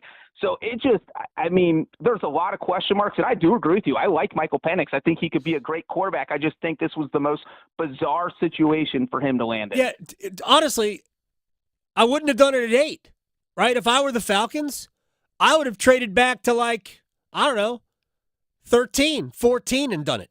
I wouldn't have done it at 8. It's silly to do it at 8. Because you really overdrafted Michael Penix, and you overdrafted a player who isn't going to play for 2 years. The whole the salary that you pay your quarterback for the first couple of years. The problem I have with that, and this is really more philosophical than anything, and it's probably unfair to make a blanket statement. Caleb Williams may come in and be great. I don't think any of the other quarterbacks are going to come in and be even good. Jaden Daniels, Drake May, J.J. McCarthy, Bo Nix. I don't think any of them are going to be good in year 1. Maybe they'll be good by year 2 or 3, but I don't think any of them, because they're in bad situations. I think all of them. Drake May might be in the same situation as Bryce Young was in with the Panthers, who has no weapons. I know they've got Juju Smith-Schuster, but that's basically all they've got in New England, and the offensive line is suspect. So with a new head coach, I don't know what's going to happen there. But I think you can run the risk of ruining quarterbacks by asking them to play too soon. I think the Panthers hope that they haven't done that with Bryce Young, because you can develop a lot of bad habits that are hard to break. I just think letting a quarterback wait is never a terrible thing. Yeah, I think it's interesting that the philosophy of the NFL has just changed on that, where that was the standard going back in the days. When Carson Palmer was drafted in 2003, the Bengals sat him for the first year behind John Kitna, and nobody thought that was a big deal at all because that is how things worked. And then it just slowly progressed to, wow, if we're going to use a top pick on a quarterback, he's got to start right away. And I really think that the class that kind of pushed that through was 2008 when Matt Ryan and Joe Flacco both went in the first round and both found immediate success. We saw Matt Ryan lead the Falcons to the playoffs after the whole Michael Vick thing and really turn that franchise around. So, yeah, and it's not easy for a rookie quarterback to come in and just succeed in the NFL because, I mean, look at the 2021 draft. Zach Wilson and Trey Lance, 2 of the top 3 picks. They're probably never going to start another game unless they're a backup somewhere and the starting quarterback gets injured. So it is absolutely a crapshoot. And then that's the other thing is who knows, like you're saying, if any of these quarterbacks are going to be good in their first 2 years. I do think, I agree with you for the most part that they didn't land in great situations. I think J.J. McCarthy's in a great situation. He might be, Jordan Addison, Justin Jefferson, Aaron Jones, but I also think he's probably the 5th best quarterback out of these 6. If you put Caleb Williams or Jaden Daniels in Minnesota, I think they have a great team. But I feel like the jury's still out on J.J. McCarthy. But, yeah, I do agree that probably Caleb Williams and J.J. McCarthy landed in good situations, but the other 4, it's really up in the air. Eli Manning didn't wait a lot, but he waited behind Kurt Warner. Phillip Rivers waited 2 years behind Drew Brees. Aaron Rodgers waited behind Brett Favre. Jordan Love waited behind him. Patrick Mahomes waited a year behind Alex Smith. I think there's something to it. But again, it's philosophical because logically and from a salary cap standpoint, you're 100% right that the advantage of having a good quarterback, a quarterback you can win with, on a rookie deal, on basically nothing as it pertains to quarterbacks for 3 or 4 years, that's an undefeated advantage. You'll always be able to have a better team. So I totally understand your point. What'd you think of what the Vikings did with essentially sacrificing quantity for quality by trading up to get McCarthy? I've been calling him J.J. McHenry all day. I don't even know why. McCarthy and getting Dallas Turner at 17, trading up to do that. I'm so mixed on the Vikings. We had our podcast after the show last night. One of our co-hosts called them a winner of the draft. And, they did okay. But you look at all the draft picks they sacrificed to get, they had to make a trade with the Texans to get to 23. Then they trade from 23 up to 17. They had to give up a pick to get from 11 to 10. Just they had to make all of these moves. And when we're talking about the rookie contract, they're a great example of how teams think right now.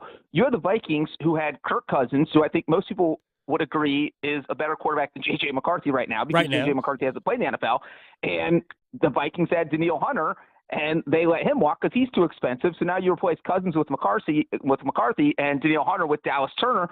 So basically you're banking on the fact that those guys can give you maybe 80% of the production at 20% of the price. So that's just team building philosophy right now.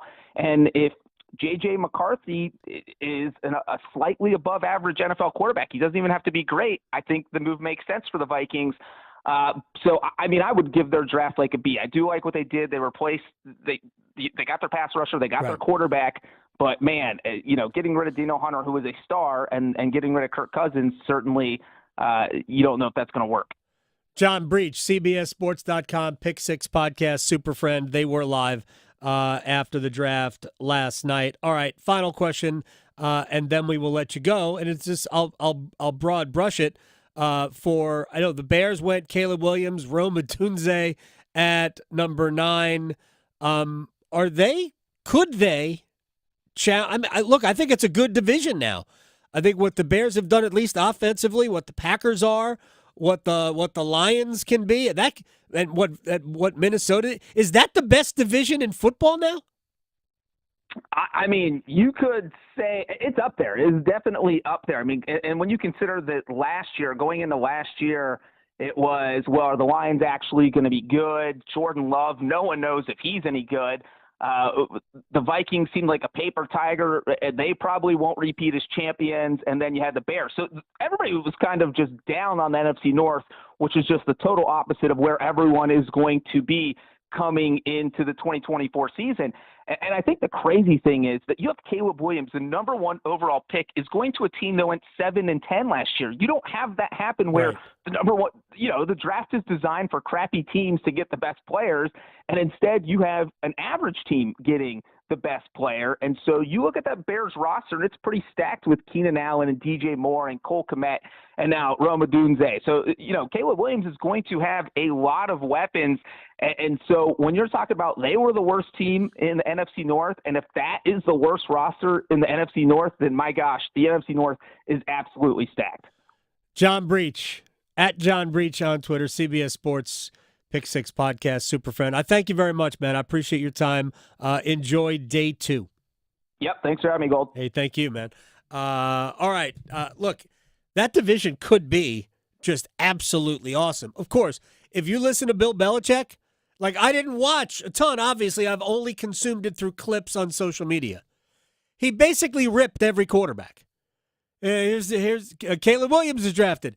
Here's a play of Caleb Williams. What the hell is he doing here? You can't do that in the NFL. The NFL eat him alive if he does that. He's talking about bad mechanics, bad footwork. Then Jaden Daniels is picked. And here's ball security. Why is he holding the football here? The number 1 thing for a quarterback in the NFL is ball security above everything else. Like, ripping him. Drake May's got bad footwork. He goes, I don't know what he's doing here. Even what is after this? Drake gave him props recently. That's right. Yeah. Right? So, look, Belichick is going to slip into that role. He doesn't have to coach again. He can be entertaining and football-y like crazy. Yeah. He did sign a deal. He's going to be a part of the Manning cast. Oh, my gosh. I think a lot. No, seriously. What a combo. Like a regular part of that. Wow. So, I mean, honestly, the potential. Sure. If he shows a little bit of personality. If it's in there. The potential is amazing. Yeah. Instead of yelling at clouds, he can yell at people about football things. That's right. Because he has instant credibility. Yes. Right? Because most people look at him as the best coach. He is great. He's fantastic. Even if he's got no bedside manner. No. Right? He's got to use these sleeveless sweatshirts at some point. I mean, they can't just stay in his closet the whole time. It would be really cool if Eli and Peyton, cut off their quarter zips. Yes, they need to. If they don't, they're not doing it correctly. Oh, my gosh. All right, I wanted to get to some of the stuff. We have sound from Dave Canales and Dan Morgan about what the Panthers did last night. Let's start with Dan Morgan, the general manager, for why they decided to trade from 33 to 32 to get Xavier Legette. We love Xavier. Everything he bought, not only as a person but as a player, like his ability to attack the ball when it's in the air, his ability to run with it after the catch. He's just big, he's strong, he's physical. I think he has a lot of upside. So, we wanted to take that opportunity to go get our guy. All right, now, I have a hard time believing that there's a significant difference between Xavier Legette and Ladd McConkey or A.D. Mitchell. That's fine. And maybe, like I said, every team's got a different draft grade. By the way, here's what's really funny. And we all have to do it, right? We all have to give our opinions. We like this player over this player. I will tell you straight up, I have no idea, right? Same. So I really don't. But do I like Michael Penix more than I like J.J. McCarthy? Yes. Do I like Michael Penix more than I like Jaden Daniels? Yes. To me, Penix, it goes Williams or May, Penix. For me. But I'm an idiot. So I don't know.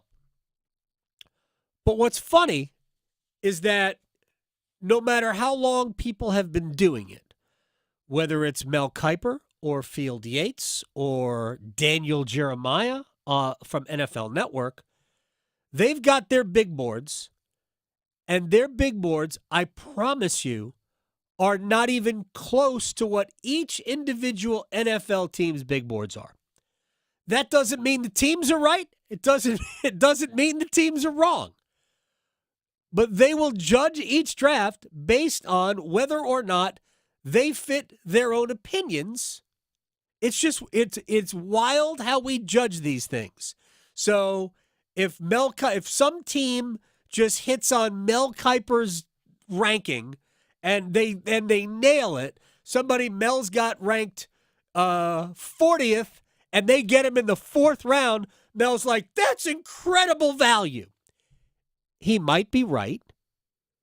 He could be wrong. And if the guy busts, we'll never hear about it again. It's just the nature of the business, right? So you almost have to toss a lot of these things aside. Well, pretty much figure out who can play and who won't, who can't. Once we get through training camp, through the preseason, into the first half of the season, barring injury, you can kind of figure out who's good and who's not. So nobody can judge these things now. But there was Legette. Again, there was Ladd McConkey. There was A.D. Mitchell. I think there were a couple of other wide receivers. Well, Pearsall, the other guy from Florida, who, interesting story about him, 49ers took him 31. He actually was a college teammate of Brandon Ayuk at Arizona State. And there's a big rumor that Ayuk's going to be traded because they went and drafted a wide receiver. There was a rumor that he was going to be traded even before then, and the 49ers haven't denied that they have had discussions about trading either Ayuk or Deebo Samuel or both. But I hope they go into the season with all three, because it would be good for them to have a wide array of weapons and then just keep giving the ball to Christian McCaffrey. All right, so there was Dan Morgan on why they decided to trade into it. I wish he would have said it gives us the 5th-year option. Right. Because I think that's the real reason, which is the whole point of the story. Anyway, and here's Dave Canales on how Legette will fit into the system.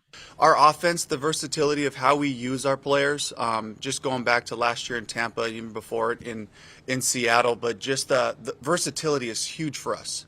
So when you get a guy who can really run, a guy who can high point the ball, a guy that can carry it, and you can give him the ball different ways, short, he just brings a lot of versatility. Now, with that being said, he's got a long way to go. He's got to learn our stuff. He's got to, figure out the system and find out how he fits into the whole thing, not just the pass game, but the run game as well. So just speaking to that, I think I'm really excited to bring his talents to our offense. And at the same time, I'm sure he knows, too, he's got a lot of work in front of him. Yep, he does. I mentioned that Randy Moss story that Bill Belichick told on this on set with McAfee. And for, I don't know how many people care or not, but I think the thing that impressed Belichick the most about Moss was that he immediately wanted the playbook after the first meet, wanted the playbook. Now, it happened between 11:30 p.m. the night before and 10 o'clock the next morning. Moss got from Houston to New England, took his physical, and renegotiated a contract. 10 and a half hours. That's how long it took. Yeah. And at that meeting, Moss like, I need the playbook. Give me the playbook now because I want to learn the offense before we get on the field. He wanted to learn the offense before he ever met Tom Brady. Yeah. So smart. When he got on the field, he knew everything. Smart. And that's what Belichick said about Randy Moss. Something that a lot of us have already known about Moss as a football player, like savant, smart as a player. And a great Southern accent. I love Randy. Oh, yeah. I think Randy's like fairly good TV, too. Oh, he is. He's fun. I really do. He's got a lot of energy. All right, now, the Patriots drafted Drake May. Bill Belichick, no longer affiliated, had thoughts. Well, I think that's certainly a top need for him. It's quarterback, tackle, and wide receiver, and so, this is one of the top needs. Drake compares himself a lot to Josh Allen. He has been doing that for quite a while. We'll see about that. I think there are some similarities in terms of, size and athleticism. But Josh Allen's a pretty special player now, so. I have not heard Drake May compare himself to Josh Allen. I'm not saying he hasn't. Right. I'm saying I haven't heard it. But clearly Bill has. And that's fair. There are some similarities, but I don't think Drake May is ever going to be as big as Josh Allen is. No. Josh Allen is, he is a tank. He is. He is. I mean, an absolute tank. I'd love to meet him in person because he looks big on TV, but, people are even bigger in real life. And I'm like 5'0", so I feel like I would really be looking up. Oh, to no, yeah, absolutely. Look, I think Drake May is going to be a really good quarterback. I think he's going into a terrible position. Exactly. Oh my gosh, what a terrible situation. Well, we're familiar with that position. Yeah, exactly. As I said before. Yes. The Patriots are, in many ways, where the Panthers were in Bryce Young's year one. I know. It is kind of weird. They have blue. We've got a blue. Yeah. Their logo kind of looks similar, sort of. Helmets are silver. Yeah. Both helmets are silver, although the Patriots should go back to Pat the Patriot. I know. Or maybe it's called Patriot Pat. I don't know. They should go back to that because that was their original uniform because they're about to go back to the way they used to be. And now we even have a more direct connection to Evan Cohen, who's on Unsportsmanlike, because, he's a huge Patriots fan. And Drake is from here, so we got to get him on here to see. Get him on Monday. I know. Work on it. Yep. Work on it Monday. All right, let's take a break. When we come back, we'll stretch, and wagers will be placed. Next. Going beyond the box scores. Adam Gold on the North Carolina Sports Network. People who are pregnant who have syphilis or contract syphilis can have children with profound health outcomes. Congenital syphilis is 100% preventable. I mean, it's treated by the oldest antibiotic known to man, penicillin. We need to make sure that people have access to testing and people have access to treatment and that we don't delay. Find testing and learn more about syphilis at syphilis.nc.gov. Fair housing is more than just a celebration in April. For North Carolina's realtors, it's an everyday standard. For the 56,000 realtors across our state, we embrace and support fair housing to stamp out discrimination in all forms. As realtors, we believe fairness is worth fighting for, and we won't stop until the fight is won. Celebrating Fair Housing Month, North Carolina Realtors. We open doors to everyone. Paid for by North Carolina Realtors. If you pay your city or town for electricity, you live in a public power community. Public power communities provide electricity to families and businesses from a locally owned and operated system. Public Power Systems are not-for-profit and provide electricity at affordable rates with unbeaten reliability. Your local public power provider invests in your community, providing local jobs and supporting your local economy. Electricities of North Carolina is the energy behind public power. Learn more at electricities.com. Hi, Darcy the cow here for Black Cow, the mature manure. Get a better looking lawn with Black Cow. Apply to your lawn as top dressing and get 10 times more nutrients than topsoil. Black Cow will feed your lawn, your flower beds, and vegetable gardens for up to 3 months. Oh yeah, everything grows better with sun, water, and Black Cow. Black Cow, the mature manure, Black Cow. Did you and your family lose North Carolina Medicaid and need health coverage? Check this out. You may be eligible to enroll in a low-cost health plan at healthcare.gov. With the new law, 4 out of 5 customers can find a plan for $10 or less per month with financial help. Healthcare.gov offers quality plans that cover doctor visits, prescriptions, emergency care, and more. Healthcare.gov is here for you. Enroll today for coverage starting the 1st of next month. Paid for by the U.S. Department of Health and Human Services.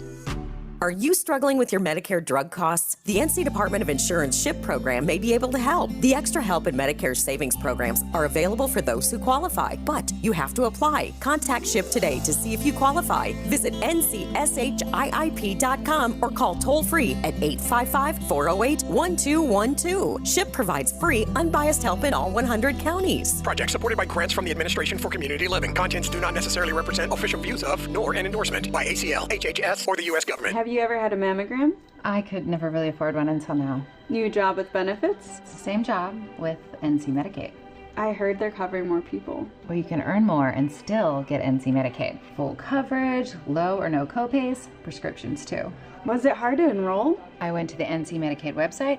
Took a bit of time, but it's worth it. Are you anxious about the test? Not as much now that I have NC Medicaid. See if you qualify at medicaid.nc.gov. NASCAR stars shine at the North Wilkesboro Speedway.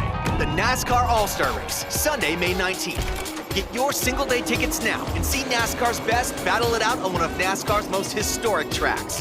Country music phenom Warren Ziders rocks the pre-race stage, free with your race ticket. Only North Wilkesboro Speedway can deliver this kind of all-star action and excitement. The NASCAR All-Star Race. Get your single-day tickets today at northwilkesborospeedway.com. This is Adam Gold. There are people out there that just, you must draft a quarterback. Yeah, why you don't want a quarterback? Yeah, exactly. What is wrong with you? Oh, you don't want apple pie? Right. Come on. A la mode? No, maybe I like brownies, okay? I don't want it there. The temptation. Yeah, I don't need it. Because I can convince myself, apple's healthy. Right. The Adam Gold Show.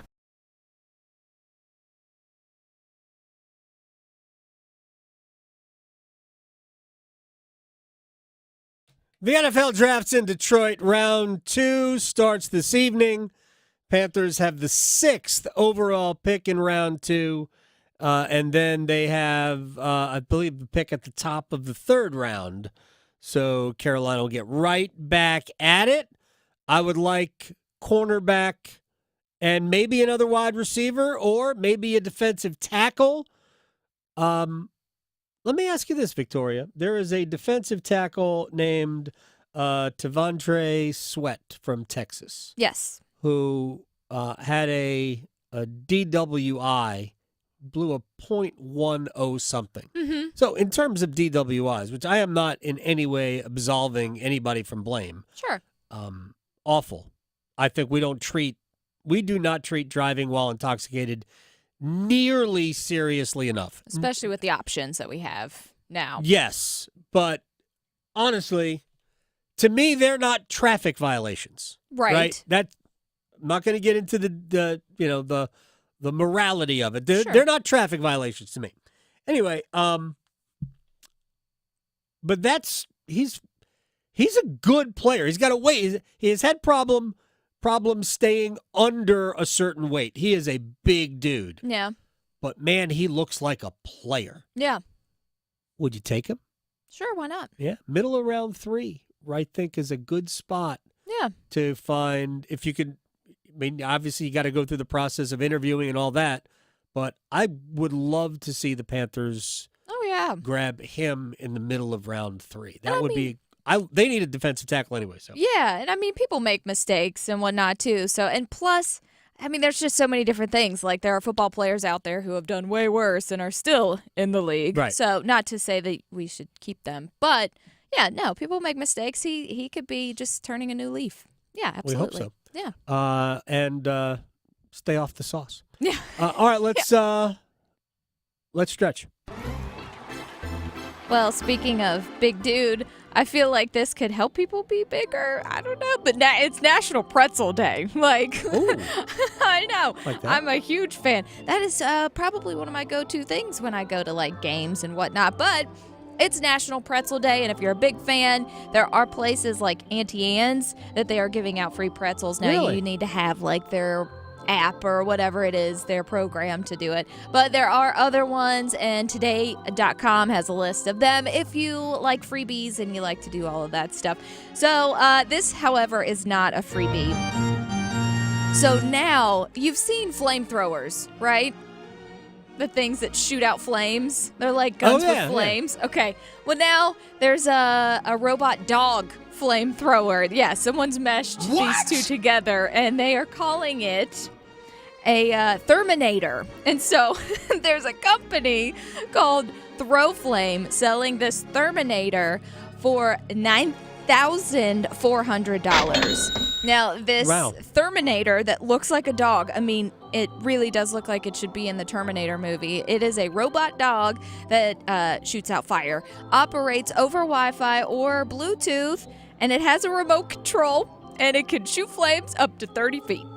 Wow. So this is legal in all 50 states. You might need a permit in California and or Maryland, but they're not pushing the guard dog angle. Like, they're not saying this could be like a home security system. They want it to be used for controlled burns, ice and snow removal, clearing weeds, entertainment. That's why are we even talking about anything else? And pest removal, because who needs that bee? Let's just burn it. So here's a mosquito. I'm just gonna light all the mosquitoes on fire. We have citronella. Honestly, that's probably how irritated I get with mosquitoes. So I might get one for that purpose. But yeah, if you want it and you have almost 10 grand to just burn, get it, burn, then you can get it there. But how about we burn some bets? Place your bets, Here we are. I bet you slice into the woods $100. Gambling is illegal at Bushwood, sir, and I never slide. Okay, you can owe me. I owe you one. All right. I think I got them all wrong yesterday. It's fine. I'm used to it at this point. I know. I've stopped even keeping track. Well, we did predict the under with the game yesterday, so there is that. There is that. I'm trying to remember. I think, I had a Sebastian Aho anytime goal. Oh, well, then you would have gotten that one right. I'm thinking that sounds about go back right. and look. Yeah. Well, tonight, sticking with the ice, Vancouver Canucks and the Nashville Preds. Preds are on fire. I'm just sticking with the flame thing. Yep. So let me go Forsberg. Anytime goal scorer. He's plus 115. All right. 4-leg NHL parlay tonight. Ooh. Right? I think it's 4 legs. I think we have 4 games. Rangers to win. Edmonton to win in L.A. Colorado to win at home against Winnipeg. Nashville to take a 2-1 lead over Vancouver, plus 725. Ooh, okay. And, oh my gosh, these West games. The Winnipeg Jets and the Colorado Avs. Give me Tyler Toffoli for an anytime goal scorer. He's plus 270. Oh, wow. Oh, by the way, tomorrow, since Hurricanes do not play until tomorrow, yes, we can do this tonight. 3-way parlay for the Hurricanes. Jake Gensel, anytime goal. Mm-hmm. Under 5.5. Oh, under again. Overtime. Plus 2330. Ooh, I could see it going into OT. It's a guarantee that hits. A guarantee. No, it's not a guarantee. Don't ever believe me. But it is interesting, and it seems plausible to me. That could happen. And if it does, lunch is on you. Serving it up hot and fresh every day. Adam Gold on the North Carolina Sports Network. I can tell you right now, I am already excited about another weekend of sports, but by adding a few bets, it definitely helps to spice things up a little bit. Hey, it's Victoria Vodenecker here for BetMGM, and right now I am all about hockey, MMA, and baseball bets, but that's only scratching the surface of options you have using the BetMGM app. Right now, BetMGM is taking some of the sweat off of those bets by offering $150 in bonus bets just by making your first $5 wager and using code VICTORIA150. So whether you win or lose that bet, you still get $150 in bonus bets to try it again or something else completely. Plus, when using the BetMGM app, you're going to have options like same-game parlays, live bets, prop bets. They offer fun daily promotions and so much more. So for $5, you'll get $150 in bonus bets to experiment with using code VICTORIA150. See BetMGM.com for terms. 21 plus only. North Carolina only. Gambling problem? Call 877-718-5543 or visit morethanagame.nc.gov.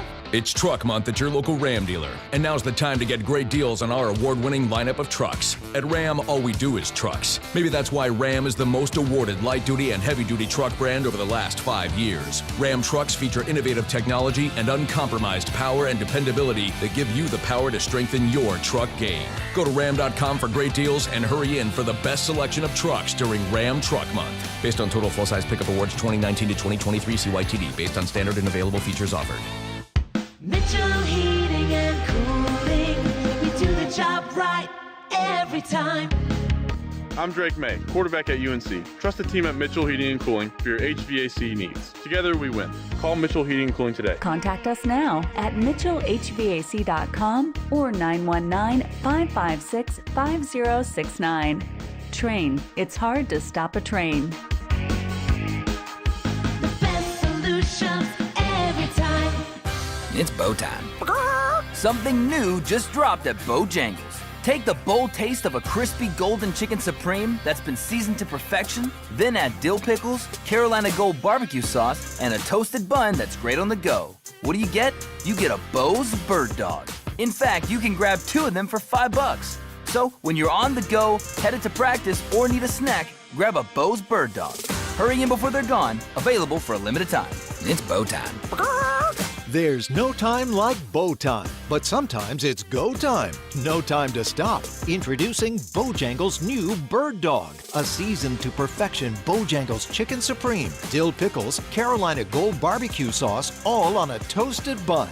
Great on the go. Try 2 Bird Dogs for just $5 or a 2 Bird Dog combo for just $8. Hurry, Bo's Bird Dogs are available for limited time only. When you're hungry for flavor and value, it's bow time. Sanja loves to bake, but her feet, they were throbbing. Then one day, I found a solution. Arch supports from the Good Feet store. Have foot pain? Good Feet could help. You too can live the life you love with arch supports from the Good Feet store. Drivers who switch and save with Progressive could save hundreds, which could be life-changing. I mean, you could put that money towards concert tickets for your daughter to see that singer who sings about painful breakups. And one song will inspire your little beauty to break up with that beast she's dating, Brian. Instead, she'll date someone who's nice and worthy of her love, not someone who addresses you and your spouse as bro. And it's all because you could save money switching at Progressive.com. Progressive Casualty Insurance Company and Affiliates, not available in all states. This hour on the Triangle Sports Leader is brought to you by the Ritchie Law Firm Injury Lawyers. Shoot, he scores! Go to GotBrian.com. That's GotBrian.com. WCMC HD1 Holly Springs. Take us with you on radio, web, app, Alexa, and YouTube. 99.9 The Fan, the Triangle Sports Leader. You're listening to The Adam Gold Show on the North Carolina Sports Network. Because it's Friday, you ain't got no job, and you ain't got to do. It's Friday, gotta get down on Friday. Friday night, now we max our credit cards and get kicked out of the bar, so we hit the boulevard. Friday night, we went straight to It is Friday. I don't think this is breaking news, but we have a little news that we haven't passed along yet. Dave Doeren, NC State head football coach, now with a contract that takes him through the 2029 season, said this for a long time about NC State's head football coach. They have built a great program.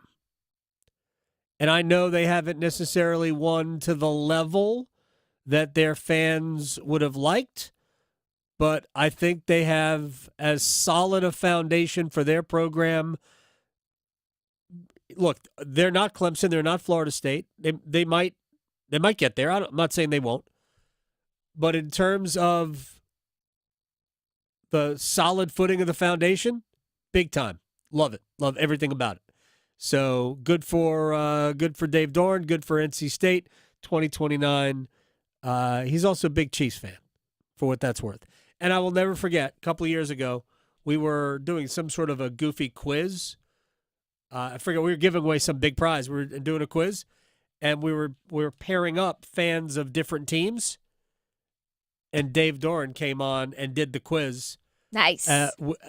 Being the Chiefs fan. It was really good. He was entertaining. Yeah. It takes a while to know his personality and for him to open up with you.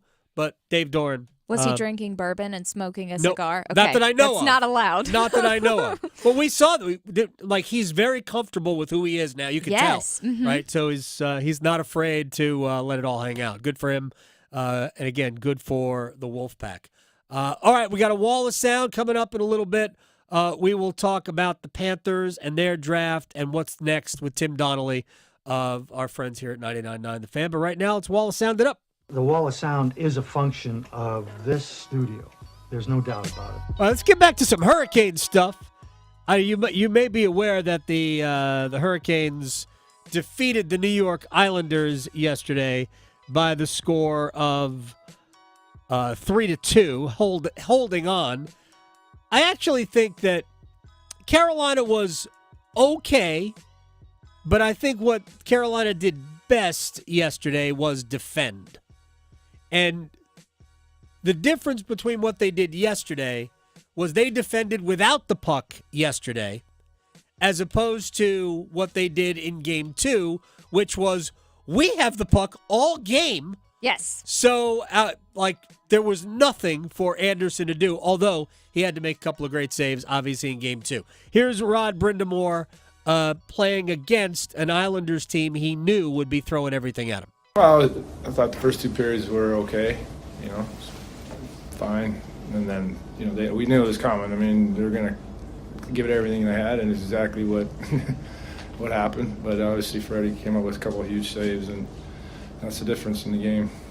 All right, now, Rod, going into the third, knew that the Islanders were going to come out with a little bit of extra.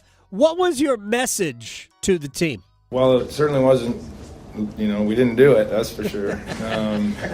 It wasn't that, I'll tell you that. But, you knew they were going to have that kind of a desperate go on, was trying to, you don't want to play in your end, but that's what we ended up doing. Just we kind of came off it. It's playing with the lead it's not as easy as people think sometimes, because you want to be aggressive, but at the same time, and then as soon as you don't, I mean, that's what happens. So it's got to find that happy medium there. All right, Frederick Anderson made a spectacular save in the third period. Actually, it was pretty late. It's about 4.5 minutes left. Alexander Romanov, defenseman for the Islanders, coming in down the left side. Anderson was down because he caught his skate on the skate of Anders Lee. It might have ultimately been goaltender interference. I don't know. And frankly, if you're a Hurricanes fan, I think we're always kind of skittish about, well, is that goalie interference? Yeah. Would it take away a goal from us? Well, then it was goalie interference. Yes. Would it take away a goal from them? Yeah, probably not. That's the way we feel about it, and that's okay.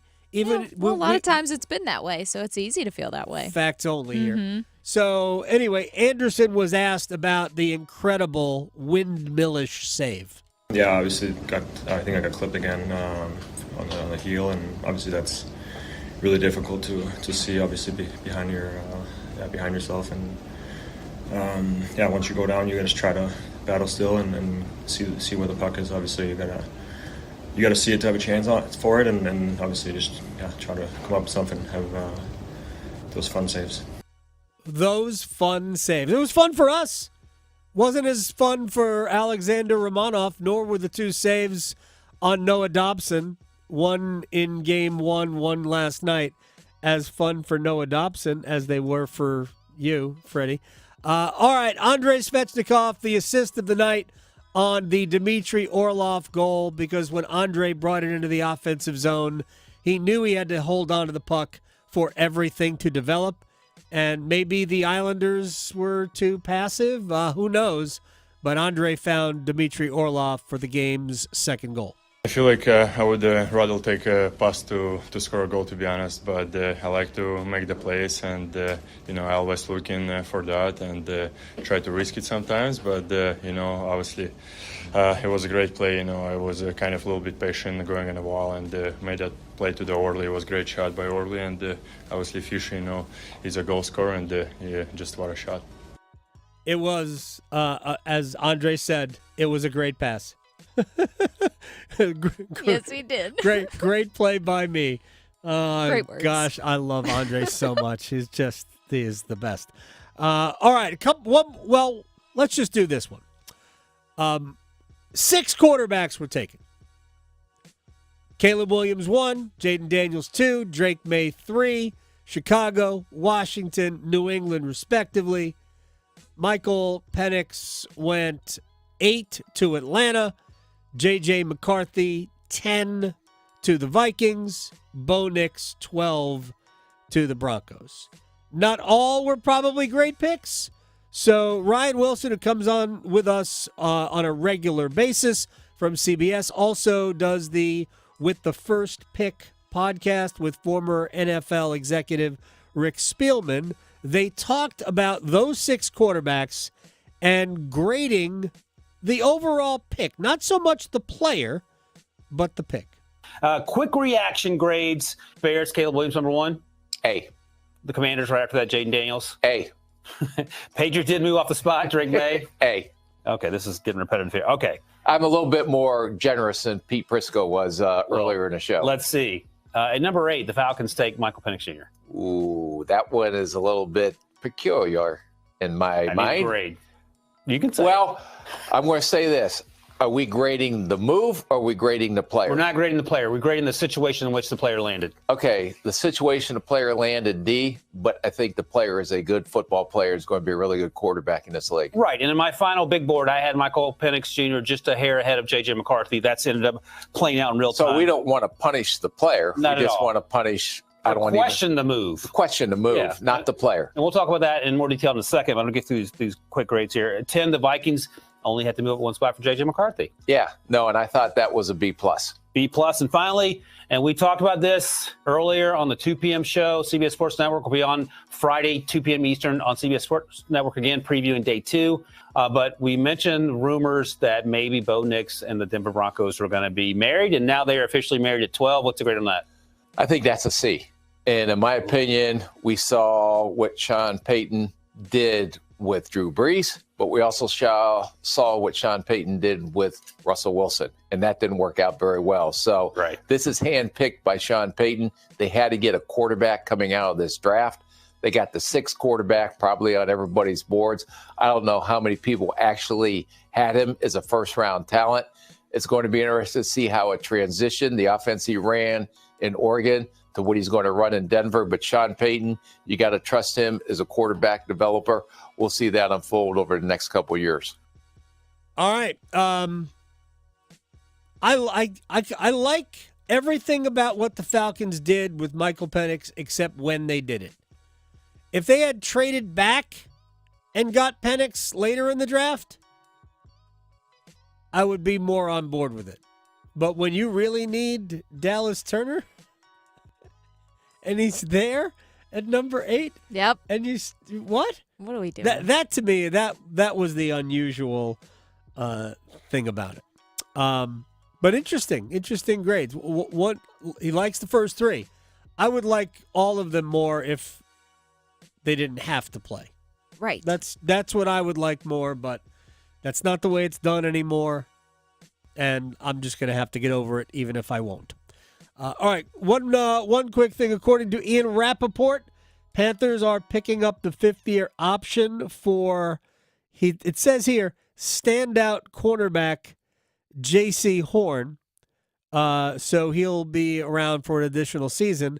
Now, I'm not sure if he means standout cornerback because he stands out right of the lineup a lot. From injuries all the time. But we all can guess at this point because we haven't seen it enough. He's got outstanding ability. He just needs to stay on the field. And if I'm the Panthers, I am taking a cornerback with pick number 39. Yes. And if a run starts on them, I am going to, I would consider, even though the Panthers can't afford it really, I would consider moving up. But there are probably, I don't think the first 5 picks today are going to be cornerbacks. And I think there are 5 good cornerbacks who are still there. You've got McKinstry, you've got DeJean, there's Kool-Aid. Kool-Aid. You've got Rakestraw. I think that one of them, TJ Tampa, still there. Might be too early for TJ Tampa, but I don't know. You could always trade back a little bit. Yeah. But I think they need to get a cornerback with the next pick. That's the way I look at it. All right. When we come back, Tim Donnelly is going to be in studio. We will talk Panthers draft and more next. Serving it up hot and fresh every day. Adam Gold on the North Carolina Sports Network. Canes fans, game on. Let's go, Canes! Let's go, Canes! It's the Stanley Cup playoffs. Let's go, Hurricanes! Go, Canes! Let's go, Canes! Gets it with a second try. Swim against it. They score! Rebound score. Seth Jarvis. What a save by Anderson. Ride with us for every heart-stopping game. 99.9 The Fan, the Triangle Sports leader. Hey, John, why so glum? I just got let go. The company's downsizing. This is the 3rd time in the last 2 years. I'm done with this. Have you thought about My Computer Career? I've heard they can train you for a career in IT in just a few months, including cybersecurity and the basics of AI. And you don't need prior training or experience. Now that's a recession-resistant career. Wow, thanks. I'll check them out. Go to mycomputercareer.edu and take the free career evaluation. mycomputercareer.edu. Financial aid is available for qualified students, including the GI Bill. See if you're a winner every night. Watch live lottery drawings on WRAL-TV's 11 o'clock news. That's right, Carolina Pick 3, Carolina Pick 4, and Carolina Cash 5 numbers every night on WRAL-TV's 11 o'clock news. See if you're a winner before you go off to bed. Get your lottery numbers live every night.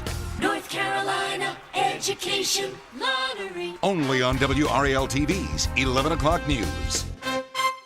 He's a former coach with 2 sons who played professional basketball. Satch Sullinger's a competitive individual, but his golf game was suffering because of painful joints. Right, that's real important. The golf game. Right. As we get older, we create these bad habits because we're relegated to hit a certain way. QC Kinetics used regenerative treatments, all natural healing properties from Satch's own body, to restore those damaged joints and get his golf game back on track. QC Kinetics Regenerative Medicine is regenerating me, all natural. And that's what I'm about. I'm going to tell everybody why I'm better. Oh, and by the way, looks like the competitive Satch is back. We're all in the same boat, and I'm getting better, and I'm watching them stay old. Go to QCkinetics.com. Get relief and your game back. Call for your complimentary consultation. Call QC Kinetics, 919-400-5473. That's 919-400-5473. In Cary, Clayton, Raleigh, and Wake Forest, 919-400-5473. Calling all Caniacs, Carolina Ale House is your official Canes watch party headquarters.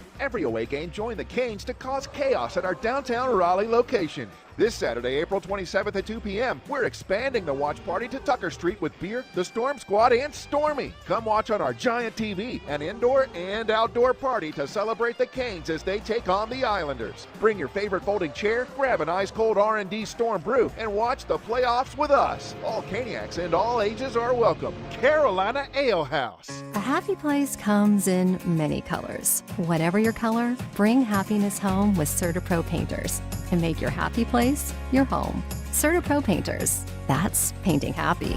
During our spring sales event, get 10% off any home painting project $2,500 or more when you schedule before April 30th. Get started today at CertaPro.com. Each CertaPro Painters business is independently owned and operated. Home improvement contractor registration numbers are available at CertaPro.com. Free! Who doesn't love free? With My Lowe's Rewards, you get the member-only treatment that's actually worth it. Enjoy free member gifts you'll love. And once you reach Silver Key status, you can get free standard shipping. Because Lowe's knows nothing feels better than free. Learn more about our new loyalty program at Lowes.com/MyLowe'sRewards today. Program subject to terms and conditions. See Lowes.com/terms for details. Member gifts may be subject to additional terms and restrictions. See Lowes.com/shipping terms for details. Subject to change. This is Adam Gold. There are people out there that just, you must draft a quarterback. Yeah, why you don't want a quarterback? Yeah, exactly. What is wrong with you? Oh, you don't want apple pie? Right. Come on. A la mode? Oh, maybe I like brownies, okay? I don't want it there. The temptation. Yeah, I don't need it. Because I can convince myself, apple's healthy. Right. The Adam Gold Show.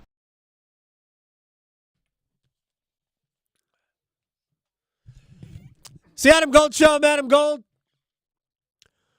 We are joined in studio by Tim Donnelly of The Drive on 99.9 The Fan of Raleigh. You were a quarterback in the league. We're going to talk a little bit about quarterbacks. But first, we have breaking news. Let's do the breaking news sounder. Yeah, this is big. I think you'll agree. You know the news is coming. It's huge, isn't it? I mean, it's going to change the way we talk about football in the state of Carolina. That's very good. Thank you. It is pronounced Xavier Leggett, not Leggett, or not Leggett. It's Leggett. According to Xavier himself. Again, according to him. So that's the breaking news. Let's get the name right. Leggett. The breaking news might be Roger Goodell was right, which is unusual. Well, I mean, if you're Roger Goodell and you're announcing these guys' names, you probably double check. You have to do it. Chuck Caton, former voice of the Hurricanes, 39 years Whalers Hurricanes, always went to the player. Seriously, he said this. I always go to the player. How do you pronounce your name? So a few years ago, we were at Hurricanes Media Day. I went to Martin Necas because they pronounce Necas' name like 11 different ways. So, say it fast so no one notices. No, it's pretty simple. It's Necas. Yep. How do you pronounce your name, Marty? Necas. Like the Wade Minter, the PA guy, Necas. If you talk to the head coach, like now they're just calling him Netchy because that's his nickname. But Nekash, Nakash, what are we doing? I had a teammate in college who he was in my recruiting class, and our senior year, he told us that everybody had been mispronouncing his name for the previous 3.5 years. It took him 3.5 years to feel comfortable going like, that's not how you say my last name. And he was one of those guys who, like, his last name was his name in the locker room, and it was wrong for 3.5 years. So some people just don't care, I guess. There's a former PGA Tour player who lives in town. I'm friends with. His name is Brad Fritsch. Okay. For 5 years, I've been calling him Brad Frisch. It's Fritsch. Frisch. To me, he pronounces it Fritsch. And we did a show. It was, I don't know, it was some anniversary show for me, whatever. I've been here for a long time. And so he was a guest, and it was a roast. So he said for the he last was in 5 studio. years. He's like, by the way, it's Fritsch. That's hilarious. That was how we started the conversation. So every time I refer to Brad to my wife, she says, it's Fritsch, right? Mm-hmm. Now you gotta change it up even more so. Call him like Freshie or something like that. It's a total... You gotta double down. It is a total joke. So, yeah, Leggett.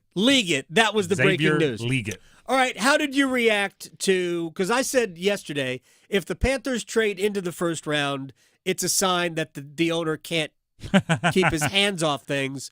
I think this is a little different. How did you look at it? Similarly, if you told me before that they traded in the first round, I would have expected they gave up much more and moved much further than one pick. The way I'm kind of describing it is I don't love the player. I don't mind the execution of how they acquired him. Right. If you're going to get a wide receiver, trading into the end of the first is huge. We're seeing the wide receiver market explode, right? With Amon-Ra St. Brown's new deal, A.J. Brown's new deal, you're going to expect CeeDee Lamb and Justin Jefferson. Like the wide receiver market is darn near quarterback-like. Sure. So for years, we saw people trade into the bottom of the first round for a quarterback to get that fifth-year option and kind of rent control for one more year. Uh-huh. Seeing it with wide receivers Baltimore now, did it with Lamar Jackson, exactly. Right. Seeing it with wide receivers makes sense now that wide receivers are also $30+ million a year at the top of the market. You know what doesn't work, though? If you wait until all 5 years are up to then sign the contract, which is what Baltimore did with Lamar Jackson, which is what Jerry Jones does with everybody. And I hope if the Panthers recognize that Liggett, sorry, I almost screwed it up, that Liggett is their guy and a stud worth paying whatever he's going to get. If he's one of those top wide receivers, I would hope they would do it after year 3. Yep. Right? And not after year Well, you do it after year 3. 5. Exactly, because you have those 2 years of rent control. Right. So it's, it drops the number. It drops the average annual value. So I would hope they would do it then. I'm not sure I have great faith, not only in them, but in any organization to do it properly. And also the other side of Liggett is he's a raw talent guy, right? Yes. He's a late bloomer in college. He's physically gifted as far as being big, tall, strong, fast, all those things. You're going to have to, as you said, if you want to make that decision after year 3 to extend him, he has to look extend worthy within the first 3 years. It can't take you 4 years or 5 like it did at South Carolina for him to figure out, how to have massive success in this league. So it's a bit of a flex pick from Dave Canales saying, I'm going to take this ball of clay of tangibles and teach him savvy and nuance to be good in the NFL quick enough for us to take advantage of having the 5th-year option. Here's the other bit of strategy I think the Panthers punted on by doing what they did. I'm not an expert. I have no clue. I don't know, is there that big a difference between Liggett and Ladd McConkey or A.D. Mitchell? Yep. Right? Is there that big a difference where you couldn't have just said, well, you let Buffalo maybe alerted the Panthers to the fact that people were calling about, well, there's only one wide receiver that can be picked at 32.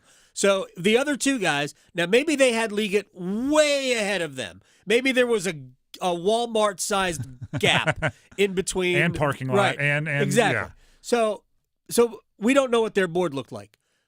But there couldn't have been that big a difference between those, Liggett and McConkey or Mitchell to the point where, even though I'm not giving up a lot, how about the possibility that at 33, you get so many calls overnight that you can go from 33 to like 40-something and pick up a high 4th or another pick in the late 3rd round?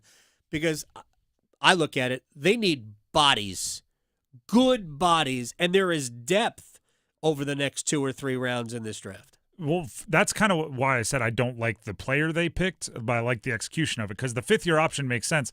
But you're right. He wouldn't have been the receiver I would pick out of this group, and for the simple fact that he only has 1 year of elite production.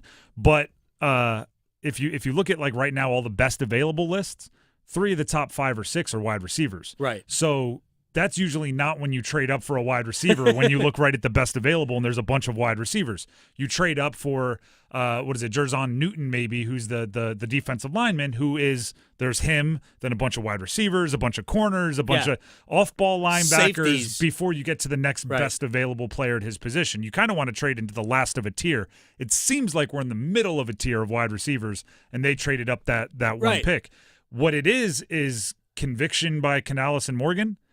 If they have that Walmart-sized gap between wide receivers, even if we don't see it, they are 100% convinced that it's there, and they're acting on it. So it's like you're sticking to your guns a little bit here and saying we know how to evaluate football players and this guy is way better, which I like that they're doing. But now you have to answer for if it's the right decision or not. Tim Donnelly is with us. He does the afternoon show after me. He kicks me out of the studio here on 99.9 It's a passing of Raleigh. the baton. Yeah, absolutely. we never dropped the baton. No, absolutely not. Clean exchanges at all Olympics are times. coming up. Sometimes it takes a little bit longer than other days. The next pick for them, let's say they stay at 39. I think with the cornerbacks that are on, that's what they need. Yep. Like they just did pick up the 5th-year option. It says of standout cornerback J.C. Horn. I think he could be great.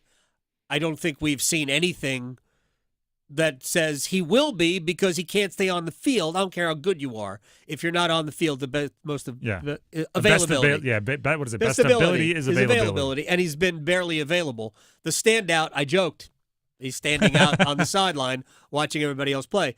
But they need another corner. Mm-hmm. And if you could get a second, something that resembles an elite cornerback, now your defense has a chance to be really good if you can cover. That's where I would go with the next pick. I would be A-okay with that if it's one of the three guys. Again, if you look at the talent evaluators, Cooper DeJean, would not be surprised if someone's trading up to 33 to grab him. Kool-Aid McKinstry has been mocked a little bit to 39 to the Panthers in the last 12 hours. And there's one more from Missouri, a guy who I was actually Ennis Rakestraw. Yep, there you go. I was looking at his film earlier today. Seems like he's got some goods. If it's one of those three guys, I think you used to turn in the cards. I always say like you run. They don't turn in cards anymore. Well, you just call it in. Because where's the fun in that? Yeah, I want somebody like skipping up there to show how happy they are. If it's one of those three, you skip to turn in the metaphorical card. If not, again, then you start looking at Powers Johnson, the center. Start looking at a few other guys, maybe somebody like Newton if he falls. And I don't know if the three wide receivers are still there. Maybe you just go, let's get Bryce Young, a 4 wide receiver group that we love. Have you played around with the ESPN mock draft simulator? I have not. Oh, I've done so many, it's not even funny. Well, I've done 3 today. Yeah, I was going to say, I like to do them by hand occasionally. So which one? So I did. I had Who Kool-Aid. are you ending up with? Okay. I had Kool-Aid at number 39 twice. I've done it 3 times. And Cooper DeJean at number 39. He was still there. I don't think he's going to be there. If he is, though, you skip that card up there and you put it in. I don't think he's going to be there. And then after that, Twice I went right back to a wide receiver. And once I went to the defensive tackle from Texas, Tavondre Sweat, who had the DWI, but we know was a Big 12 Player of the Year. Huge talent. So. I mean, if you look at what the other young quarterbacks are getting, Caleb Williams got Rome Odunze in addition to DJ Moore and Keenan Allen. Jaden Daniels is reportedly actually the Washington and New England are both super involved in Debo and Brandon Ayuk. So they're looking to increase their young quarterbacks kind of arsenal. I have no problem if the Commanders want to make the first 2 days of the draft, let's make Bryce Young's job easier celebration day. So if Vlad McConkey's there, if Mitchell, who you brought up from Texas, is there, or Keon Coleman, even if they fall in love with him, although he's another big wide receiver, you might want to vary it up a little bit. I really like any of those guys. Yeah, I do. I do too. And there's value later on in the draft. Hey, if they came out of the draft, the kid, Jalen, was it McWilliams? From Oregon. From Washington. Washington. Pacific Northwest. McMillan. Played with Odunze. And Polk. Yep. I think McMillan is the better of he and Polk, but a little different. But also a little bit rangier. Yep. If they could end up late, like 4th round, 5th round, something like that. I think it's a 2 wide receiver minimum draft. Absolutely. If you want to snag them both in the first 39 picks, also if you more want, power to you. We had Mike Felder on from at In the Bleachers on Twitter yesterday, and the other day I asked him best tight ends not named Brock Bowers, and there's an enormous talk about a gap. Jatavian Sanders is my guy. Okay, he gave me a couple of other guys that I guarantee will be around later that he loves as project tight ends. Make the draft a celebration of putting more talent offensively around Bryce Young, and I am A-okay with it. Yeah, the only defensive players I think the Panthers need to get out of this draft are at corner, and I'd like another defensive tackle to pair with Derek Brooks. Ashawn Robinson is good as well there, but you can't have too many interior defensive tackles. No. They plus, I mean, they rotate him through. Derek Brooks. Derek Brown. Yeah, look, me and names are not getting along. If Derek Brooks is available. I don't think I would draft him now. It's not a position of need. I don't think I would draft him now. Could you see him drafting Peyton Wilson? I think Peyton Wilson is a guy who's plug and play on most defenses. He's really gosh darn good. I think the Panthers have needs elsewhere. That is the only thing that it's not. I did mock him once. Every interview Peyton Wilson works in that he idolizes Luke Kuechly. Like Right. he's putting the back signal out like, come get me Carolina. Luke Kuechly's my guy, but I just think they have so many other needs. It's tough to go off ball linebacker. And in some ways, that's why I wanted to stay at 30. Wanted them to stay at 33, to use that maybe as a chip to compile a couple more. Chip Patterson, I'll let you go on here. Chip Patterson, no, it was Darren Gann, way out on earlier this week, said that he went back and looked, and that there hasn't been a trade for a high day 2 pick that netted multiple day 2 picks. Interesting. So you would get not even like a future day 2, or for that draft. For that draft. Okay. For Gotcha. that draft. So yeah, that's funny because that was the assumption is at 33 you can double up on your day 2 picks can. and you That's end up what he with, said. with but who Ted knows? Walker late 3rd. That's funny. Who knows? Maybe Yeah. the Vikings wanted no picks. In some ways, I don't like what the Vikings did in theory, but the way it came out, they got the quarterback they wanted. They moved up one spot, and they got maybe the best defensive player in the draft. They played with fire a little bit by just kind of holding tight and not jumping up and giving a king's ransom for to go up and get J.J. McCarthy. But then once he falls down near them, I think they ended up looking pretty smart. A little lucky, but pretty smart. Giants don't want a quarterback. I mean, maybe they believe Daniel Jones is serviceable. That, or they think Daniel Jones is so awesomely not great that it's going to lead to high draft picks in the future. That could, that's the other way to get a quarterback is to tank naturally rather than trade up and get your guy. And they've got an elite wide receiver next year when they plug a real quarterback in. As we saw with Bryce Young, it's nice to have great wide receivers before you get the quarterback because it's really hard for the quarterback if you do it the other way. That's one quick thing. I talked about this. Drake May is going to a very similar situation as Bryce Young was in. I've been saying for the last 2 weeks, the real winner is whoever falls to Minnesota because you get Justin Jefferson and Jordan Addison. So Drake May gets the bragging rights of, hey, I'm a top 3 pick, and then he gets the much taller challenge of, hey, you have to turn a whole bunch of 4s into playing like 7s and 8s, and you're the one that has to be the tide that raises all boats. And they don't have a great offensive line. That's the thing. If they have a better offensive line, it would be better. But they don't. It's just okay. They have Ramondre Stevenson. Check it down 100 times a game, and you'll probably lose by 2 scores, but your completion percentage will be high. That'll be great. That's Tim Donnelly. You'll hear a lot of these things, I'm sure. Mm-hmm. You didn't hold anything back either. No, not at all. That's coming up at 3 o'clock here in Raleigh. Thank you very much, my friend. Thank you. We'll come back. We'll do a rewind, and who knows? Maybe we'll have more name pronunciations to reveal next. Raleigh to Boone, Charlotte to Chapel Hill. Your Carolina is covered. Adam Gold on the North Carolina Sports Network.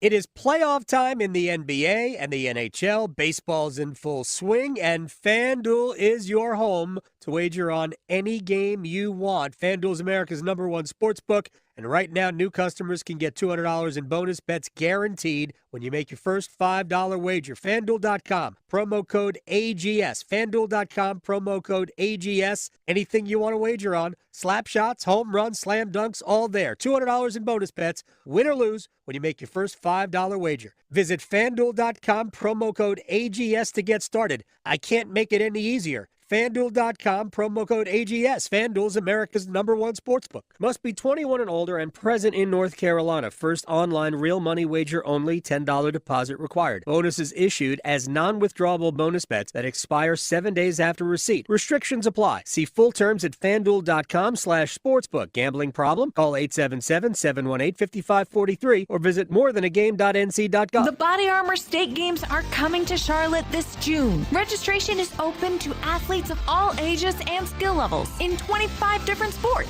The Body Armor State Games features 13,000 athletes and 700 teams. Don't miss out on North Carolina's largest sports festival of the year. Visit bodyarmorstategames.org today. The Body Armor State Games are proud to partner with Truist, Harris Teeter, and Blue Cross and Blue Shield of North Carolina.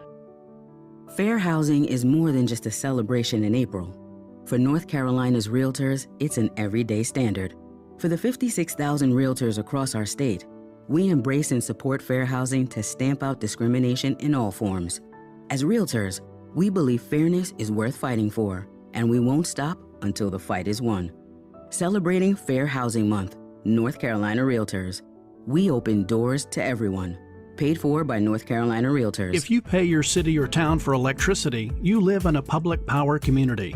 Public power communities provide electricity to families and businesses from a locally owned and operated system. Public power systems are not-for-profit and provide electricity at affordable rates with unbeaten reliability. Your local public power provider invests in your community, providing local jobs and supporting your local economy. Electricities of North Carolina is the energy behind public power. Learn more at electricities.com. Hi, Darcy the cow here for Black Cow, the mature manure. Get a better looking lawn with Black Cow. Apply to your lawn as top dressing and get 10 times more nutrients than topsoil. Black Cow will feed your lawn, your flower beds, and vegetable gardens for up to 3 months. Oh yeah, everything grows better with sun, water, and Black Cow. Black Cow, the mature manure, Black Cow.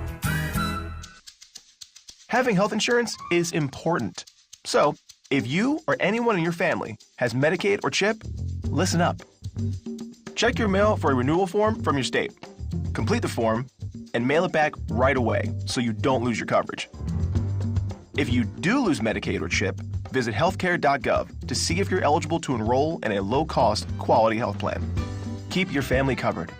Paid for by the U.S. Department of Health and Human Services. NASCAR stars shine at the North Wilkesboro Speedway. The NASCAR All-Star Race, Sunday, May 19th. Get your single-day tickets now and see NASCAR's best battle it out on one of NASCAR's most historic tracks. Country music phenom Warren Ziders rocks the pre-race stage, free with your race ticket. Only North Wilkesboro Speedway can deliver this kind of all-star action and excitement. The NASCAR All-Star Race. Get your single-day tickets today at northwilkesborospeedway.com. This is Adam Gold. I got news for you. If I see a hammerhead shark swimming near me in open water, nope, we're gone. Bye. We're done. I'll be on the dock. I'm done. I've seen Jaws. You can't fool me. Yeah, I'll be on the dock. Yeah. I'll be, or in the boat or something. I will not be. Yeah. I will not be in No, open thank water. you. The Adam Gold Show.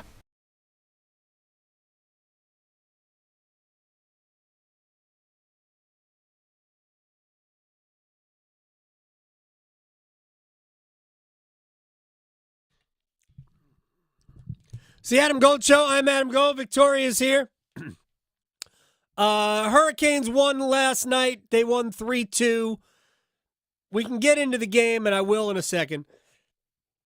But they have a 3-0 lead in the series and can sweep the leg. They can end this series in 4 games with a win tomorrow afternoon. Quick turnaround, which I was always looking at games 3 and 4 as the place where Rod Brindamore would use both goalies.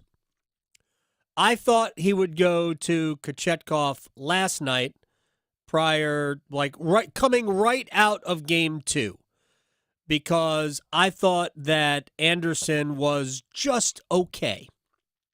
And it will be a great time to get Kochetkov involved and then come back knowing you're coming back with Anderson in game 4. Ultimately, they decided it ain't broke. Let's not try to fix it, because they were 2-0 in the series. So they let Anderson roll, and now they're 3-0. I could certainly see Anderson starting game 4. But my gut tells me that he's going to go Kochetkov tomorrow with Anderson coming back in game 5. And I think Carolina will play. I can't say they're going to play their best game of the series because the 30 minutes they played in the second half of Game 2, I'm not sure we're ever going to see again. It was that one-sided. So good. It was unbelievable. Really, in many ways, surprising they didn't score more goals.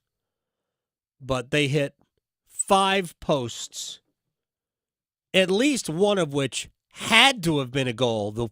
I think it was the second one. The Slavin one I thought was outside of the net. But Aho's post on a feed from Svechnikov in the second period, I don't know how that wasn't a goal. I don't. It was 2-0 at the time, too, so the Islanders eventually made it 3-0. But Seth Jarvis hit a post before the end of the period, basically at the buzzer. Aho hit a second post on a redirect. They hit so many posts. Gensel hit one, too. So there could have been a lot more goals in the game. As it turned out, they got what they needed. But I just don't know that we're going to see 30 minutes or any time like we saw for those 30 minutes. But I think Carolina will play their best start-to-finish game tomorrow. I just don't know if that automatically guarantees you a win because we've already seen in this series the Islanders can play well enough to, honestly, they could have won twice in this series. Yeah. Game 1, they could have won. Game 2, they had a 3-0 lead, but Carolina was significantly better. So I think the right team won Game 2. But if the Islanders had won Game 1 or last night, based on the way they played, I would have believed it because I thought the Islanders were pretty good last night. But what Carolina did better than they had in either of the first 2 games was they did not make mistakes in their own end. Defensively, they erased everything. I know people will remember the first goal, and the first goal was definitely an error. There were 2 errors on the sequence. The first was not carrying the puck out to center. That was I thought Tony DeAngelo made a good play to get the puck to. I think it was Teuvo Teravainen. I could be wrong because he was still on the ice for the goal. And Turbo just didn't handle the pass ahead. And while it left the zone, it just went out into the neutral zone and the Islanders regained possession. And when they brought it back in, Carolina was all out of sorts. Yevgeny Kuznetsov decided to help Teravainen in the corner on Anders Lee. He didn't need to. That left Pierre Engvall on top of the crease all alone. Martin Necas, I don't know what he was doing, whistling, just sort of loitering behind him. It was the only sequence, honestly, the only sequence last night in which Carolina kind of went to sleep defensively. And all of those things that happened there led to the goal that made it 3-2. Right? Oh, that was the first goal. That was the goal that made it 2-1. Aho scored, 5 minutes later to make it 3-1 again, but that Engvall goal made it 2-1. That was the only time where Carolina was really asleep off defensively. But their defense, especially the 6 defensemen in the absence of Brett Pesce, were excellent. And I was going to look at it, and not to get too deep in the weeds here, but analytically speaking, every measure that you could look at on Natural Stat Trick, believe it or not, Carolina's best defensive pair, and before I tell you who it is, understand that they don't draw the same quality of matchup as Slavin and Burns. But statistically speaking, Carolina's best defensive pairing is Chatfield and Orlov. They have better possession numbers, better expected goal numbers in terms of a differential. They have played a ton of minutes, and what I'm doing is basically since February 1. So the last almost half of the season. It's 30 games. It's a 30-game sample. The last 30 games of the regular season, that has been Carolina's best pair. Again, they're not getting the same matchups that Slavin and Burns are or that Shea and Pesce were getting. But they have been spectacular, and I think they have been key so far through 3 games. And they will continue to be that going further in the playoffs, because now we're at a point where Rod doesn't have to worry about Orloff and Chatfield on the ice, because Orloff is playing at his highest level, and Chatfield, I think, is a top 4 level defenseman. Absolutely great what we saw last night from them defensively, but I think Carolina will play their best game of the entire series, start to finish, tomorrow afternoon. Let's rewind. And we'll keep the Hurricane stuff going here for a sec. Chad LaRose, who was one of the most popular players among Hurricanes fans when he was here, a lot of people will remember that he wore number 59. And the first thing I asked Chad, because I was curious, when you wear the number of a former legend, sometimes you ask permission. I was wondering, did Jake Gensel reach out to Chad to see if he could wear your number? He knows it. He knows it wouldn't bother me one bit. All right. It's all about the team with me, man. I know it is. It always has been. I don't know if I've told you this. Jordan Martinook and his impact on this team reminds me of you and your impact on this team. The way he plays, I couldn't think of anybody more fitting to score the 4th goal in Game 2. How did you see that? Huge. He's a real worker, man. I actually enjoy his game, and I would like to think that I play like him as well if I had to pick one guy off the Canes. His tenacity around the puck, and he seems to always be around it. Yeah. And he's not necessarily looking for the check first. He goes for the puck first, but when the body's there, he is definitely strong enough to be putting some people around. Martinook, there's a lot of similarities between their two games, and they're both also really fun people. So big fans of both. All right, final thing for Chad. How important is it to end this series tomorrow? It's Game 1 again. Just take it as it is right away. This is the next game.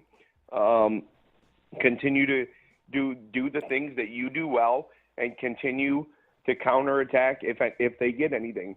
They're going to have a storm that comes. You're going to have to weather that storm.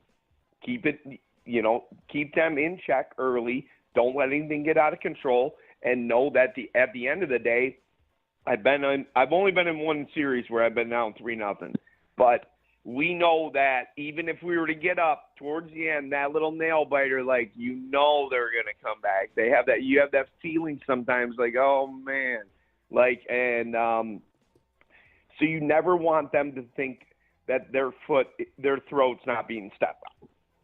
Chad LaRose is joining us. Okay, I think finish. It's big for their rest as well. I think it's great for their rest. And, I mean, these type of guys, I don't know how much rest Roddy's going to give them anyway, but I think they're a really well-conditioned team. You can see that on the ice.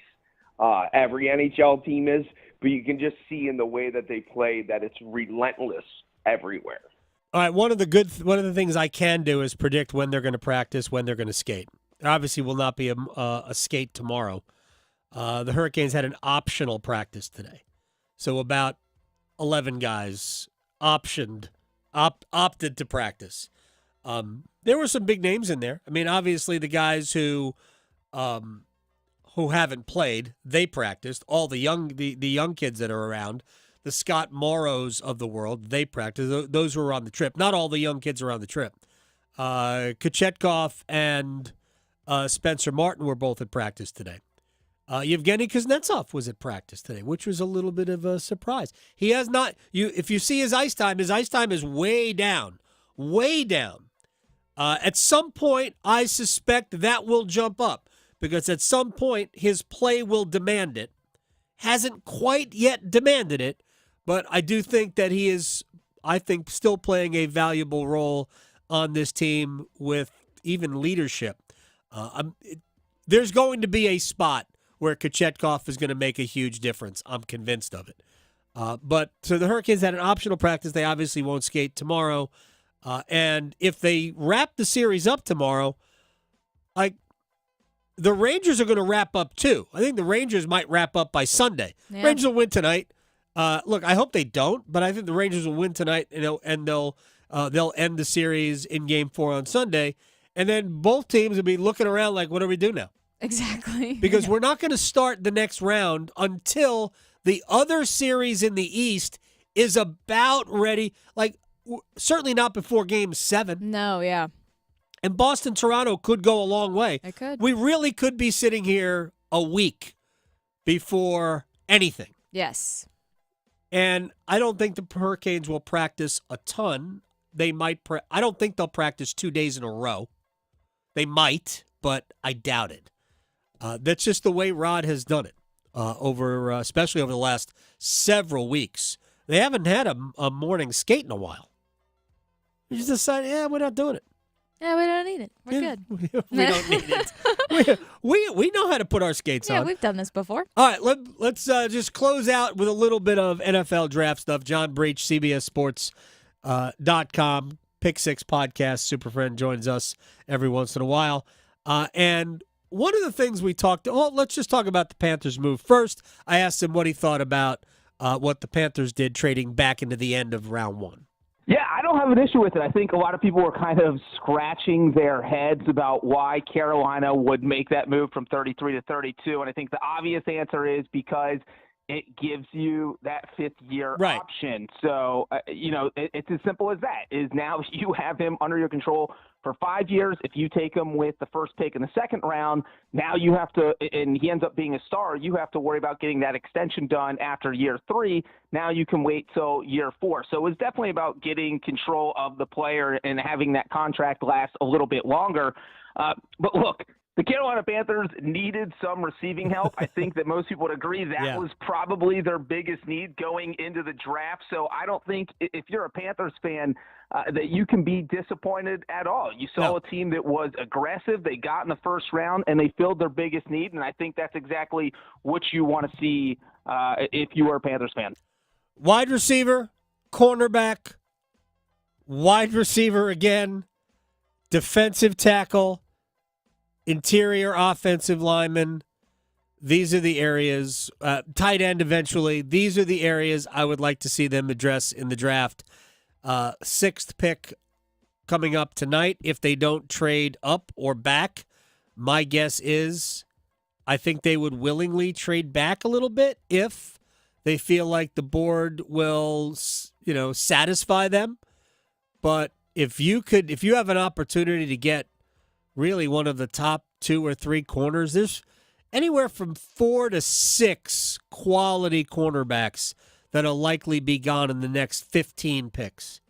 If you can guarantee you're going to get one of them, I think that's where you go next. And if those guys are all gone, I don't think I would trade up, but if those guys are all gone, that means there's another good wide receiver there. So if you end up with, sitting at 39, and look at that, Ladd McConkey sitting right here. There's nothing wrong with taking wide receiver for a team that had none last year. Let's be honest, Adam Thielen's a tight end at this point. He's not getting down the field. He's all, within 5 yards of the line of scrimmage. All of it. All right, let's just wrap it up right there in terms of the Panthers. My argument against what they did is, first of all, I have no problem with it, but it is clearly about what John Breech said. It's about the dollars. It's just about giving yourself the 5th-year option. So, but what I would hope is if you decide that Xavier Legette, that's how you pronounce his name, we have that breaking news. Yeah, we know now, yeah. If you decide that Xavier Legette is worth keeping, then you do all of your contract work on that after year 3.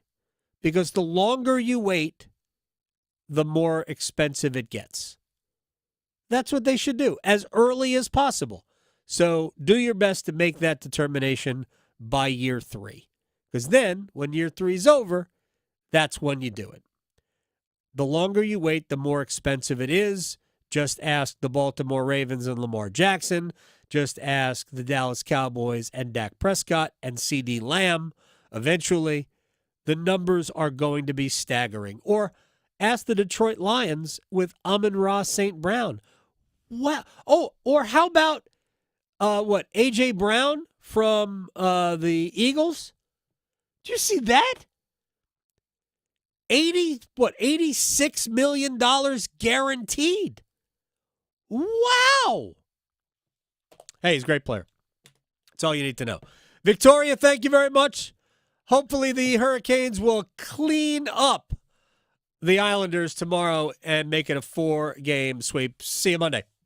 Raleigh to Boone, Charlotte to Chapel Hill. Your Carolina is covered. Adam Gold on the North Carolina Sports Network.